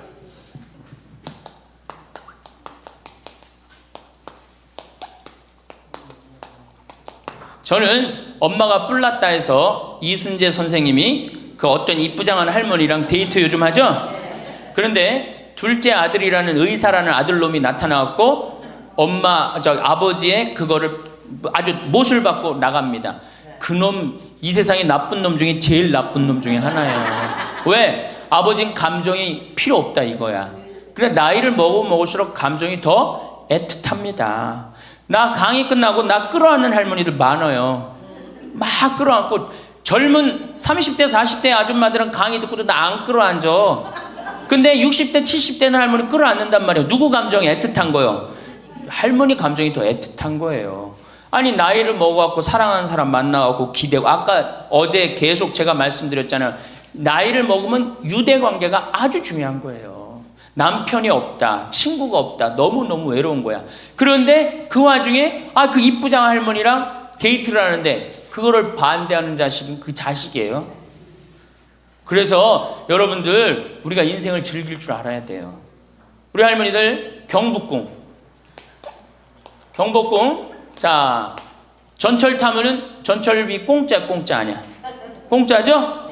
경복궁 윗장료 공짜 아니야?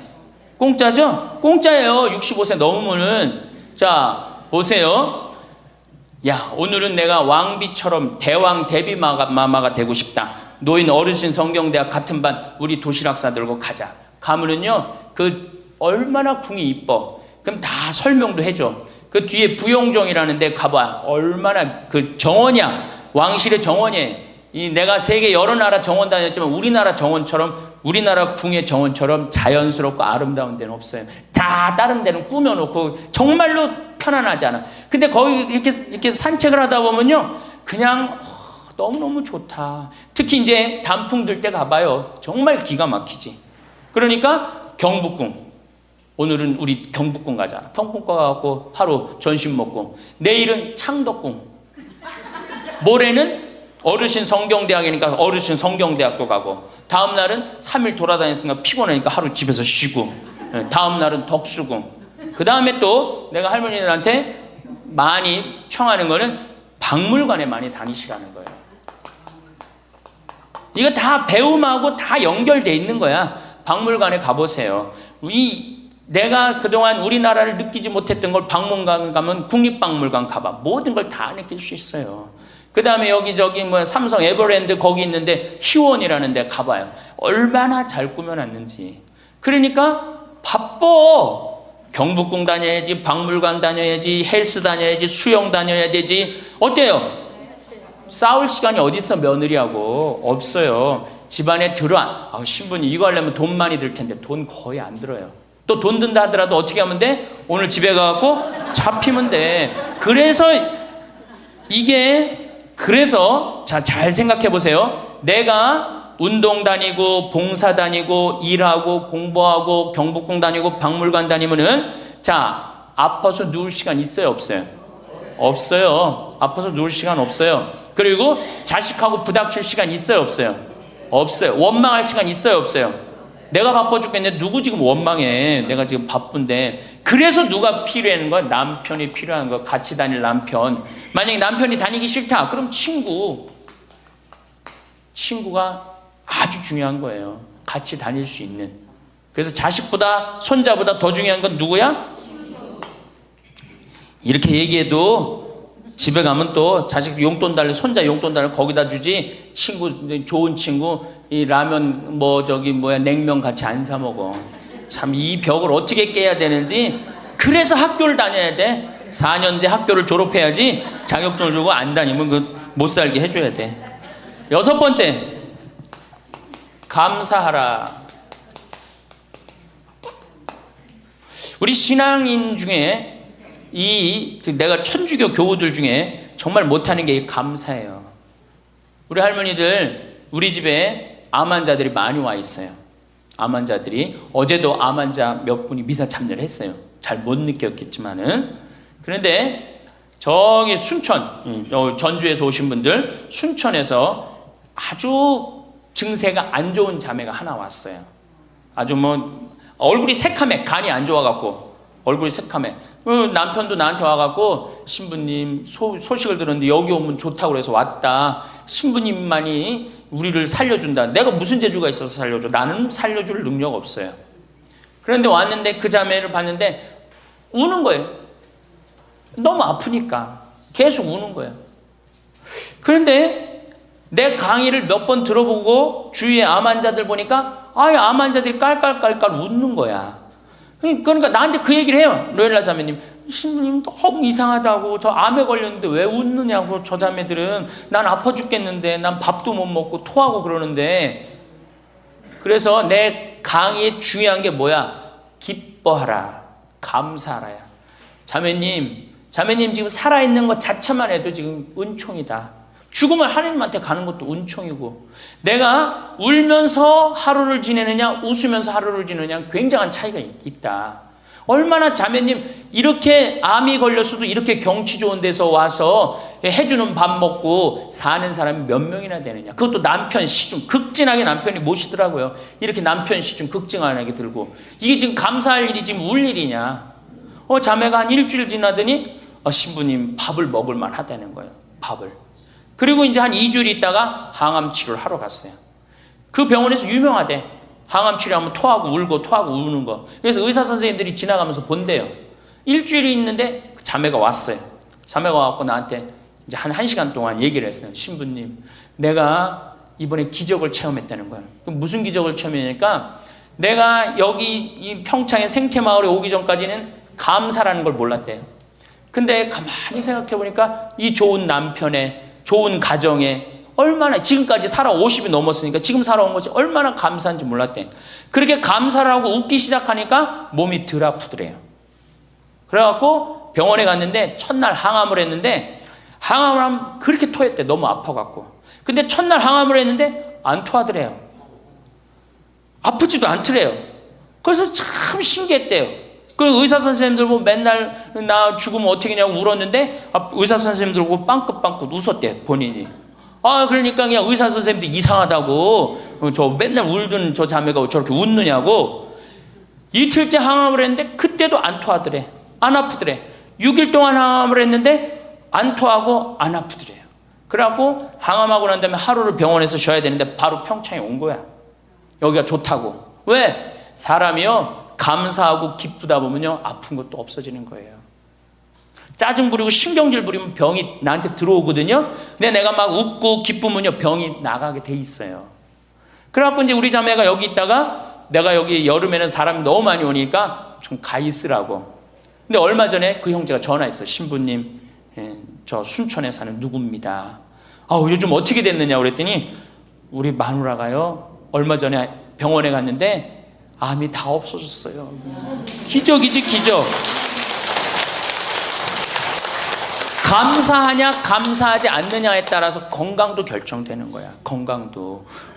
그러니까 우리 할머니들 감사하세요. 그리고 여기 할머니들은 감사 안 할 수가 있는 할머니들이야. 지금 2달에 이 평창까지 올 정도면 감사해 안 감사해? 본당 신부 잘 만나갖고 뭐 돈도 많이 대줬다며 얘기 들어보니까. 돈도 많이 대주고 얼마나 좋아. 그리고 생각해봐. 어제 점심 저녁 오늘 아침 저녁 해주는 밥 먹었잖아. 그렇죠? 맨날 내가 집에서 해 먹어야 되는데 해주는 밥 먹고 얼마나 감사해. 또 어젯밤에 이렇게 빈님이 오시는데 아침에 일어나니까 저 구름, 산에 걸려있는 구름 이뻐요 안 이뻐요? 그러면은 벌써 하느님한테 감사 찬양 100번은 더 했어야 될 거야. 하느님 감사합니다. 내가 비산동 성당 다녀갖고 이 좋은 성당에서 여기 1박 2일로 보내주고 밥 3끼 이제 먹었잖아. 밥 3끼 공짜로 먹여주시고 감사합니다. 감사합니다. 입만 열면 뭐 해야 돼? 감사합니다 해야죠. 그러면은 건강한 거예요. 건강한 거예요. 그러고 살아야 돼. 그리고 집에서도 자식들 앞에서 입만 열면 뭐 해야 돼? 감사하다. 니네들 건강하고 나도 건강하고 감사하다. 그냥 냉면 안 얻어먹은 거 이런 것만 원망하지 말고. 냉면 먹고 싶으면 어떻게 하라고? 내 돈 가지고 내가 가서 사 먹으면 돼. 내 돈 주고 내가 가서 사 먹으면 되지. 그걸 기다려요. 신부님 냉면 사 먹을 돈이 어디 있어요? 집 하나 잡히면 되는 거예요. 7번째, 웃어라. 자, 우리 할머니들 어제 오늘 많이 웃었어요, 안 웃었어요? 이게 웃는 게 이 할머니들한테 문제인데, 웃으면 자꾸 수명이 연장된다는데 어떻게? 어린아이는요 하루에 300번 어저께 할머니들이 깔깔 웃은 것처럼 웃는데요. 근데 나이 먹을수록 하루에 10번, 15번을 안 웃는다는 거예요. 근데 우리 할머니들 어제 오늘 어린아이 같이 깔깔깔깔 웃었어. 그러니까 얼굴이 처음에는 얼굴이 다 굳어 있었어요. 첫 강의 평화방송 봐. 첫 강의 굳어 있나 안 굳어 있나? 네, 첫 강의 보세요. 그런데 지금 4번째 강의인데 얼굴이 확 폈어. 웃으니까 얼마나 좋아. 이 분위기가 확 꽃이 피잖아. 웃으면서 살아야 돼요. 특히 우리 할머니들은 안 웃으면은 정말로 무서워 보여요. 생각을 해봐. 머리는 하얗지, 얼굴은 쭈글쭈글하지. 어? 거기다 웃어도 전찬을 방목인데 그 얼굴을 갖고 인상을 한번 써봐.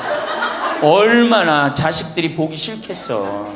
그러니까 자식들 보면 어떻게? 빵긋빵긋 웃어요. 빵긋빵긋. 그리고 가능한 한 집 근처에 안 들어가는 게 좋아.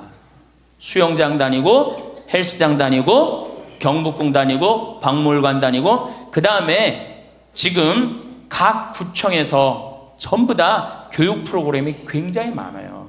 붓글씨도 배우고 가봐. 하여튼 프로그램이 굉장히 많아요. 제가 서울이나 뭐 이런 데 강의 가요. 일반 구청 뭐 또 이 여성교육센터 가보면 강좌가 40개가 넘어요.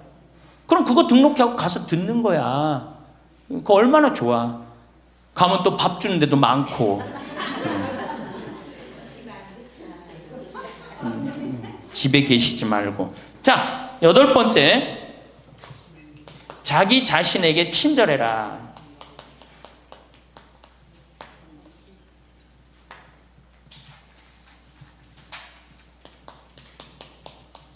제가 이거 가장 중요하게 여기는 겁니다. 자기 자신에게 친절해라. 우리 할머니들 이제 내가 늙었으니까 이제 소용없다. 이제 뭐 난 늙었으니까 이제 뭐 부귀영화도 필요 없다. 그냥 밥 세 끼만 먹고 산다. 이러지 마세요. 지금처럼 소중한 순간이 없어요. 죽기 전에 가장 행복하게 죽어야지 천당 가는 거예요. 자, 아들이 어머니 제가 갈비 사드리니까 갈비 먹으러 갑시다. 그러면은 할머니들이 얘야 경제도 어려운데 갈비는 무슨 갈비냐, 그냥 집에서 김치찌개나 먹자. 이 할머니 바보 멍텅구리 할머니예요. 아들이 갈비 사준다면 어떻게 해야 돼? 방에 들어가고 바로 빨간 거 입술에 바르고 가방 들고 따라 나가야 돼요. 응? 그리고 체하 갖고 집에 들어와서 약을 먹는 한이 있더라도 아들한테 뭐라고 그래야 돼? 내가 아들 잘 만나갖고 호강한다. 고맙다. 고맙다. 어디 갔어? 고맙다. 응? 감사하다. 정말로 내가 너 때문에 호강한다. 나같이 이렇게 호강하는 노인네가 우리 동네는 없다. 이렇게 얘기하면은 다음에 아들이 어떻게 해? 또 사드리고 싶어요. 그런데 만약에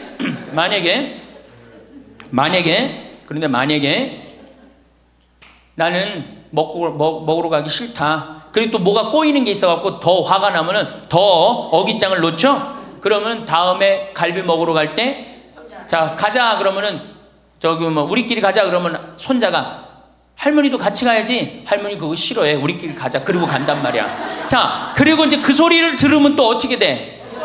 또 열받잖아. 스스로 무덤을 파지 마세요. 이번에 5월 달에 우리 둘째 형님이 효자라고 그랬죠? 둘째 형님이 그동안 큰 대기업에 다니다가 이제 나이가 먹으니까 쫓겨났어요. 쫓겨났는데 둘째 아들이 어머니 아버지 그동안 제가 회사 다니냐고 어머니 아버지 한 번도 모시고 제대로 여행도 못했으니까 쫓겨나자마자 처음 한 게 뭐야? 어머니 아버지 모시고 전국 여행 간 거예요. 전국 여행. 어머니가 전화를 했어요. 아들이 이렇게 여기 전국 여행 다닌다고 뭐 일주일을 벼두라고 그랬다고. 그래서 내가 어머니한테 얘기했어요. 어머니 분명히 아들이 호텔이나 좋은 데 예약했을 텐데 거 하룻밤 뭐 20만 원 30만 원 자는데 여기서 자지 말고 여관에서 자자. 제발 그러지 말라고. 대신 어떻게 들어가고 자면서 내가 아들 만나고 호강한다. 내가 이렇게 행복한, 내가 나같이 행복한 노인네가 세상에 어디 있을 수 있는가. 그렇게 계속 얘기하라고. 계속. 그래야지 아들이 기분 좋은 거예요. 나는 내가 신부 처음 됐을 때 어버이날인가 어머니한테 내가 옷 좋은 걸 사줘야 되겠다. 그래갖고 백화점에 가고 거의 100만 원짜리를 내가 골라갖고 은은하고 우아한 거를 사다 줬어요. 어머니한테. 근데 어머니가 그걸 딱 보더니 확 내던지더라고. 100만 원짜리를. 나 이런 거 싫다고. 그러니까 어머니 마음에 안 드는 거예요. 늙으면 난 울긋불긋한 거 좋아하는 걸 그때 몰랐지.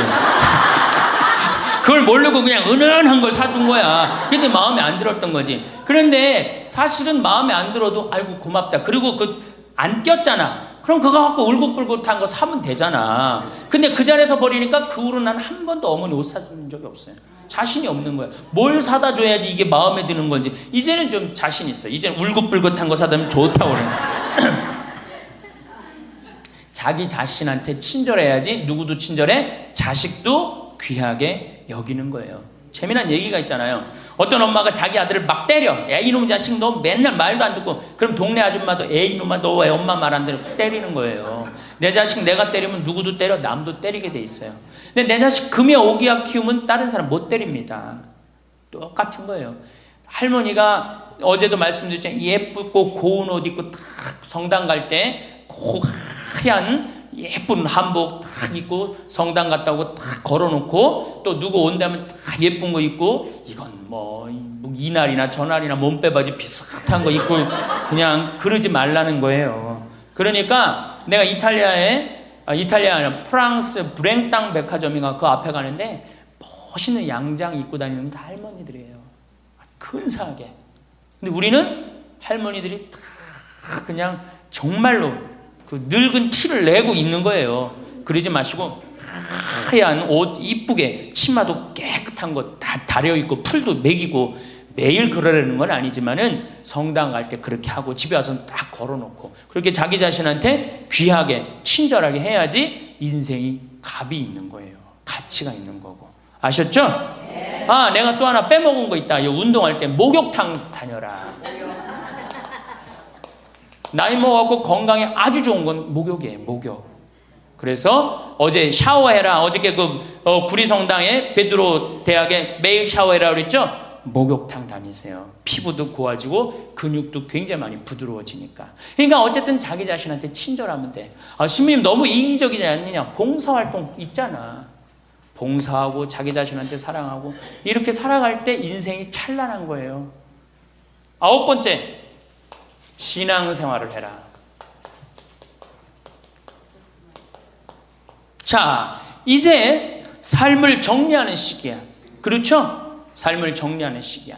삶을 정리하는 시기니까 이제 하느님을 믿고 하느님을 의지하고 살아가는 거 중요한 거예요. 그리고 사실은 우리 할머니들 지금 70, 80, 40면서 다 누구 은총이야? 하느님 은총이에요. 지금 우리 숨 쉬는 거, 공기 마시는 거, 여기 공기 달죠? 이 다른 공기 마시는 거 누구 은총 덕분이야? 하느님 덕분이에요. 그러니까 하느님 덕분이니까 어떻게? 하느님께 이제 남은 인생 감사하면서 사는 거예요. 그러니까 이 신앙생활, 하느님이 이제 묵주기도도 열심히 하시고 미사참여도 열심히 하시고 그리고 어제도 말씀드렸지만 돌아가실 때 제발 자식한테 재산 남겨놓고 돌아가지 마세요. 어떻게 하세요? 하느님의 영광을 위해서 가난하고 헐벗고 불쌍한 이들을 위해서 봉헌하고 가세요. 그렇게 봉헌하고 가셔야지. 그 김남호 박사님이라고 우리 천주교 교우인데 한 7, 8, 거의 10년 전에 돌아가셨는데 300억, 의사 선생님인데 300억 봉헌하고 가셨잖아요. 저는 그 선생님이 살아생전에도 대단하셨지만은 돌아가시면서도 너무 훌륭하게 돌아가신 거예요. 자식한테 재산 하나 더 물려준다고 그래봤자 그거 갖고 싸우기나 하고 감사하지도 않아. 10번째, 10번째, 세계 평화를 위해 기도해라. 너무 대단한 얘기를 해죠. 세계 평화를 위해 기도해라. 우리 할머니들 어제도 미사여물 들어오는 거 보니까 어떻게? 손자를 위하여, 자식을 위하여. 제발 그러지 마시고 이제는 전쟁이라면 하느님, 성모님이 그러잖아요. 전쟁 없애기 위해서 기도해라. 세계 가난한 이들을 위해서 기도해라. 그러잖아요. 그러니까 우리 할머니들 이제는 항상 누구를 위해서 기도해? 세계 평화, 세계의 구원을 위해서. 이젠 70쯤 됐으면 세게 놀아야 될 거 아니야. 크게 놀아야 될 거 아니야. 세계의 평화를 위해서, 세계의 구원을 위해서. 우리 성모님이 늘 세계 구원을 위해서 기도하라고 그러잖아요. 그리고 우리 신부들 위해서 기도하고. 그러니까 기도를 적어놔. 1번. 이거 저기 뭐 방송에 뭐 누구 이름 하면 안 된다고 그러네? 본당 신부 위해서. 2번. 세계 구원을 위해서. 3번. 사제들을 위해서. 4번. 기억하고 싶은 사람들 많잖아. 부모님을 위해서. 5번. 자식들을 위해서. 6번. 대통령 똑똑해지라고 기도하고. 이렇게 기도해놓고 아침부터 일어나고 딱 기도 지향을 두고 기도를 해두면요, 얼마나 자신이 소중한 사람이고 중요한 일을 한다는 걸 안다는 거예요. 우리 할머니들, 자, 다시 한번, 이거 뭐 다 기억 못하겠지만, 뭐 해라? 운동해라. 뭐 해라? 봉사해라. 뭐 해라? 일을 놓지 말아라. 뭐 해라? 공부해라. 그 다음 인생을 즐겨라. 아주 중요한 거예요. 그 다음에 감사해라. 웃어라. 자기 자신에게 친절해라. 신앙생활을 해라. 세계 구원을 위해 기도해라. 자, 총정리합니다. 자, 21세기는 누구의 시대다? 노인의 시대다. 노인의 시대다. 의술이 발달해갖고 이제는 보통 100년을 산다. 100년을 사니까 우리 할머니도 앞으로도 30년, 20년 남아있다. 30년, 20년 남아있는데 외롭고 쓸쓸하게 살면 안 된다. 그래서 누가 필요하다? 친구가 필요하다. 자, 이제 30년 남아있는 오래 사는 나를 돌볼 사람은 아무도 없다. 돌볼 사람은 오로지 누구밖에 없다? 나밖에 없다. 그러니까 냉면이 먹고 싶으면 나 지금 냉면 먹고 싶은 거 누구만 한다? 나만 한다. 그러니까 누구한테 누가 사줘야 된다? 나한테 내가 사줘야 된다. 냉면 먹고 싶으면 어떻게? 내 돈 가지고 내가 가서 사 먹으면 되는 거예요. 그래갖고 돈 있는 대로 다 쓰다가 죽을 땐 통장에 얼마만 남겨놓고 죽어라? 500만 원만 남겨놓고 죽어라. 그리고 돈을 쓰면 돌아다니게 돼 있고 움직이게 돼 있어요. 그렇죠? 그리고 죽을 땐 어떻게 죽어라? 꼴까닥 죽어라. 이것만 외우면은 할머니들 외롭지 않게 사실 거예요. 그러니까 어르신 성경대학 끝까지 다니시고 늘 즐겁게 사시고, 그리고 자식이 없다 이렇게 생각을 하셔야지 며느리가 스트레스 안 받는 거예요. 며느리 이거 챙겨나고 저거 챙겨나고 뭐 섭섭하고 뭐 기억하고 이거 있으면 며느리 못 살아요. 우리 어머니 바빠갖고 며느리가 있는지도 없는지도 모르고 살아. 그럼 며느리가 얼마나 엄마가 좋겠어, 시어머니가. 안 그래요? 그냥 며느리 아들만 그냥 평생 쳐다보고 살고 있어. 그냥 눈 그냥 아들 지나가면 아들 이렇게 하는, 며느리 지나가나 보다 이러고. 그러면 얼마나 불편하겠어요. 우리 어머니가 그래요. 우리 어머니 구경하기가 힘들어요. 바빠서. 나보다 훨씬 바빠요. 나보다. 세상에 나보다 바쁘니 얼마나 바쁜 거야. 아버님도 아침에 딱 나가고 동네 노인정 다니시고, 지금 이제 소백산 저 송이 따로 가시고, 그렇게 살아야지 스트레스를 안 받는 거예요. 그래서 여러분들, 교황님이 뭐라 그러셔? 돌아가시면서 나는 행복했습니다. 여러분들도 행복하십시오. 자, 끝으로 은총. 저는 내가 비산동에 있을 때도 그랬어. 내가 이렇게 미사를 봉헌하다 보면 어떤 자매가 앉아있으면 기분이 너무 좋아. 미사 봉헌할 때. 그 자매 은총 가득한 자매예요. 또 내가 이렇게 집 질 때, 능평성당에서 집 질 때 어떤 형제가 나타나면은 집 짓는 일이 빨리빨리 진행이 돼요. 그 형제 무슨 형제야? 은총 가득한 형제. 남에게 기쁨을 주는 사람이 은총 가득한 사람이에요. 그러니까 우리 할머니들은 은총 가득하고 행복한 삶을 사시기를 바라겠습니다. 감사합니다. 살아가는 동안 우리는 수많은 계절을 맞이하고 또 보냅니다. 그 중에서도 노년이라는 시기는 마치 잘 익은 과일처럼 삶의 깊은 맛과 향기를 품게 되는 특별한 때입니다.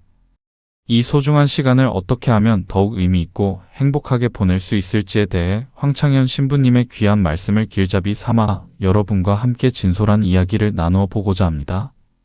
신부님의 지혜는 특정 종교를 넘어 우리 모두의 삶에 적용될 수 있는 보편적인 가치를 담고 있어 함께 곱씹어 볼수록 그 의미가 깊어집니다. 신부님께서 행복한 노년을 위한 첫 번째 열쇠로 제시하신 것은 바로 꾸준한 운동입니다. 이는 단순히 몸을 움직이는 것을 넘어 우리 삶 전체에 활력을 불어넣는 근원과도 같습니다. 우리 몸은 정직해서 돌보는 만큼 건강으로 보답합니다. 매일 아침 가벼운 산책을 하거나 물속에서 부드럽게 몸을 움직이는 수영 또는 집에서 할 수 있는 간단한 체조라도 꾸준히 실천하는 것이 중요합니다. 운동은 혈액순환을 돕고 근력을 유지시켜 넘어짐을 예방하며 맑은 정신을 유지하는 데도 큰 도움을 줍니다. 중요한 것은 격렬함보다는 꾸준함이며 자신의 몸 상태에 맞춰 즐겁게 할 수 있는 운동을 찾는 것이 지혜로운 방법입니다. 이렇게 몸을 돌보는 습관이야말로 건강하고 기쁨 넘치는 노년을 위한 가장 기본적인 투자라고 생각합니다. 두 번째로 신부님께서는 봉사하는 삶이 가져다주는 깊은 기쁨에 대해 말씀하셨습니다. 돌이켜보면 우리는 평생 누군가로부터 도움을 받고 또 누군가에게 도움을 주며 살아왔습니다. 노년기의 봉사는 우리가 살아오면서 쌓아온 경험과 지혜, 그리고 따뜻한 마음을 사회에 환원하는 아름다운 과정입니다. 도서관에서 아이들에게 책을 읽어주는 일, 병원에서 아픈 이들의 말벗이 되어주는 일, 혹은 지역사회의 작은 일손을 돕는 등 우리가 할 수 있는 일은 생각보다 많습니다. 봉사는 타인을 위한 것이기도 하지만 그 과정에서 얻는 성취감과 삶의 의미는 우리 자신에게 더욱 큰 선물로 돌아옵니다. 새로운 사람들과의 만남을 통해 사회적 유대감을 다지고 외로움을 덜어내는 소중한 기회가 되기도 합니다. 세 번째 가르침은 일을 계속하는 것의 중요성입니다. 신부님께서 말씀하신 일이란 생계를 위한 의무적인 노동만을 의미하는 것이 아닙니다. 오히려 평생 갈고 닦은 자신만의 기술이나 지혜를 활용하여 사회에 기여하거나 혹은 평소 마음속에 품어왔던 작은 꿈을 실현하는 모든 활동을 포함합니다. 경험을 바탕으로 젊은 세대에게 조언을 해주는 멘토가 될 수도 있고 아름다운 정원을 가꾸거나 손으로 무언가를 만드는 창작 활동에 몰두할 수도 있습니다. 이러한 활동들은 우리에게 경제적인 보상 이상의 정신적인 만족감과 자긍심을 안겨줍니다. 나는 여전히 쓸모있는 사람이다. 나는 무언가를 해낼 수 있다는 긍정적인 자기인식은 삶의 활력을 유지하는 데 매우 중요합니다. 네 번째로 신부님께서는 끊임없이 배우는 자세를 잃지 말라고 당부하셨습니다. 배움에는 나이가 없다는 말처럼 새로운 지식이나 기술을 익히는 것은 우리 뇌에 신선한 자극을 주고 세상을 바라보는 시야를 넓혀줍니다. 어쩌면 젊은 시절에는 생업에 바빠 미처 관심을 갖지 못했던 분야, 예를 들어 외국어나 악기 연주, 그림 그리기 또는 스마트폰이나 컴퓨터 같은 새로운 기술을 배우는 것에 도전해 볼 수 있습니다. 이러한 배움의 과정은 단순한 지식 습득을 넘어 새로운 사람들과 교류하고 소통하는 즐거움을 선사하며 특히 디지털 기기 활용법을 익히는 것은 멀리 있는 가족들과 더 가깝게 소통하는 다리가 되어주기도 합니다. 배움을 통해 우리는 매일 새롭게 성장하는 자신을 발견하게 될 것입니다. 다섯 번째는 인생을 마음껏 즐기는 것입니다.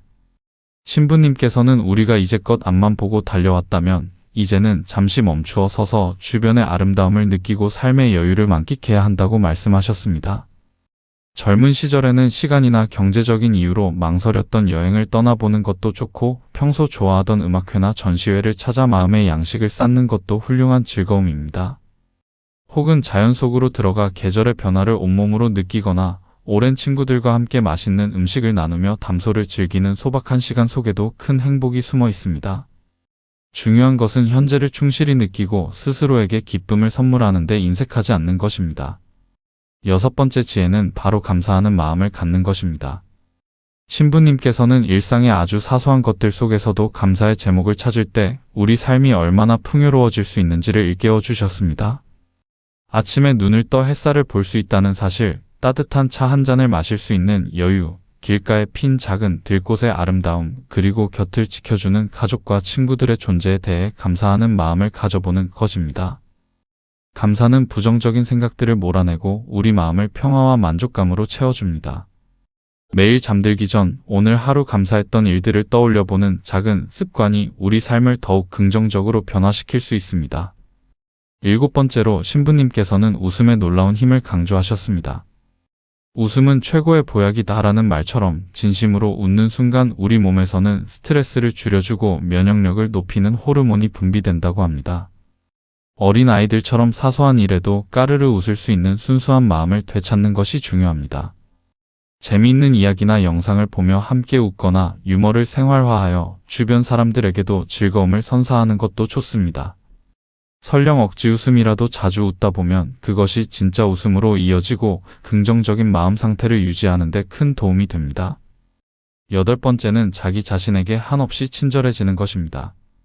신부님의 이 말씀은 우리 모두에게 큰 울림을 줍니다. 우리는 평생 동안 가족을 돌보고 사회적 책임을 다하느라 정작 자기 자신을 돌보는 데는 소홀했던 경우가 많습니다. 이제는 그 누구보다 자기 자신을 아끼고 사랑하며 스스로에게 너그러워져야 합니다. 지난날의 아쉬움이나 후회보다는 지금의 나를 있는 그대로 받아들이고 내가 진정으로 원하는 것이 무엇인지 귀 기울여야 합니다. 스스로를 위한 작은 사치를 부리거나 편안한 휴식을 취하는 등 자신을 소중히 대하는 것이야말로 행복의 가장 기본적인 조건입니다. 9번째로 신부님께서는 신앙생활을 통해 마음의 깊은 평화를 찾으라고 조언하셨습니다. 인간은 누구나 삶의 궁극적인 의미와 마주하게 되며 때로는 연약함을 느끼기도 합니다. 신앙은 이러한 순간에 우리에게 큰 위안과 힘을 주고 삶의 방향을 제시해 줄 수 있습니다. 각자가 믿는 종교적 가르침을 따르거나 혹은 명상이나 자연과의 교감을 통해 내면의 목소리에 귀 기울이는 시간은 마음을 정화하고 영혼을 성장시키는 소중한 과정입니다. 이를 통해 우리는 삶의 어려움 앞에서도 흔들리지 않는 평정심을 유지하고 다가올 시간을 겸허히 받아들일 준비를 할 수 있습니다. 마지막 10번째 가르침은 나 자신과 가족을 넘어 더 넓은 세상을 위해 기도하고 마음을 쓰는 것입니다. 신부님께서는 이러한 이타적인 마음이 우리 자신의 존재를 더욱 의미 있고 가치 있게 만든다고 하셨습니다.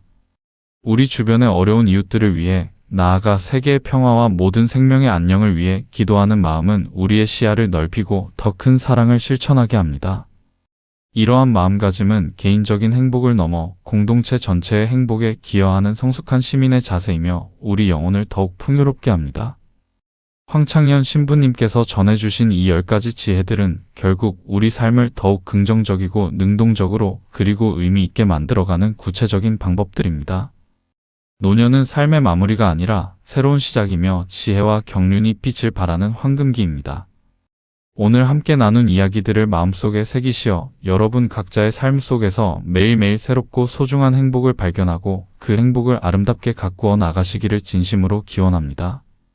우리의 노년이 기쁨과 감사 그리고 사랑으로 가득 채워지기를 소망합니다.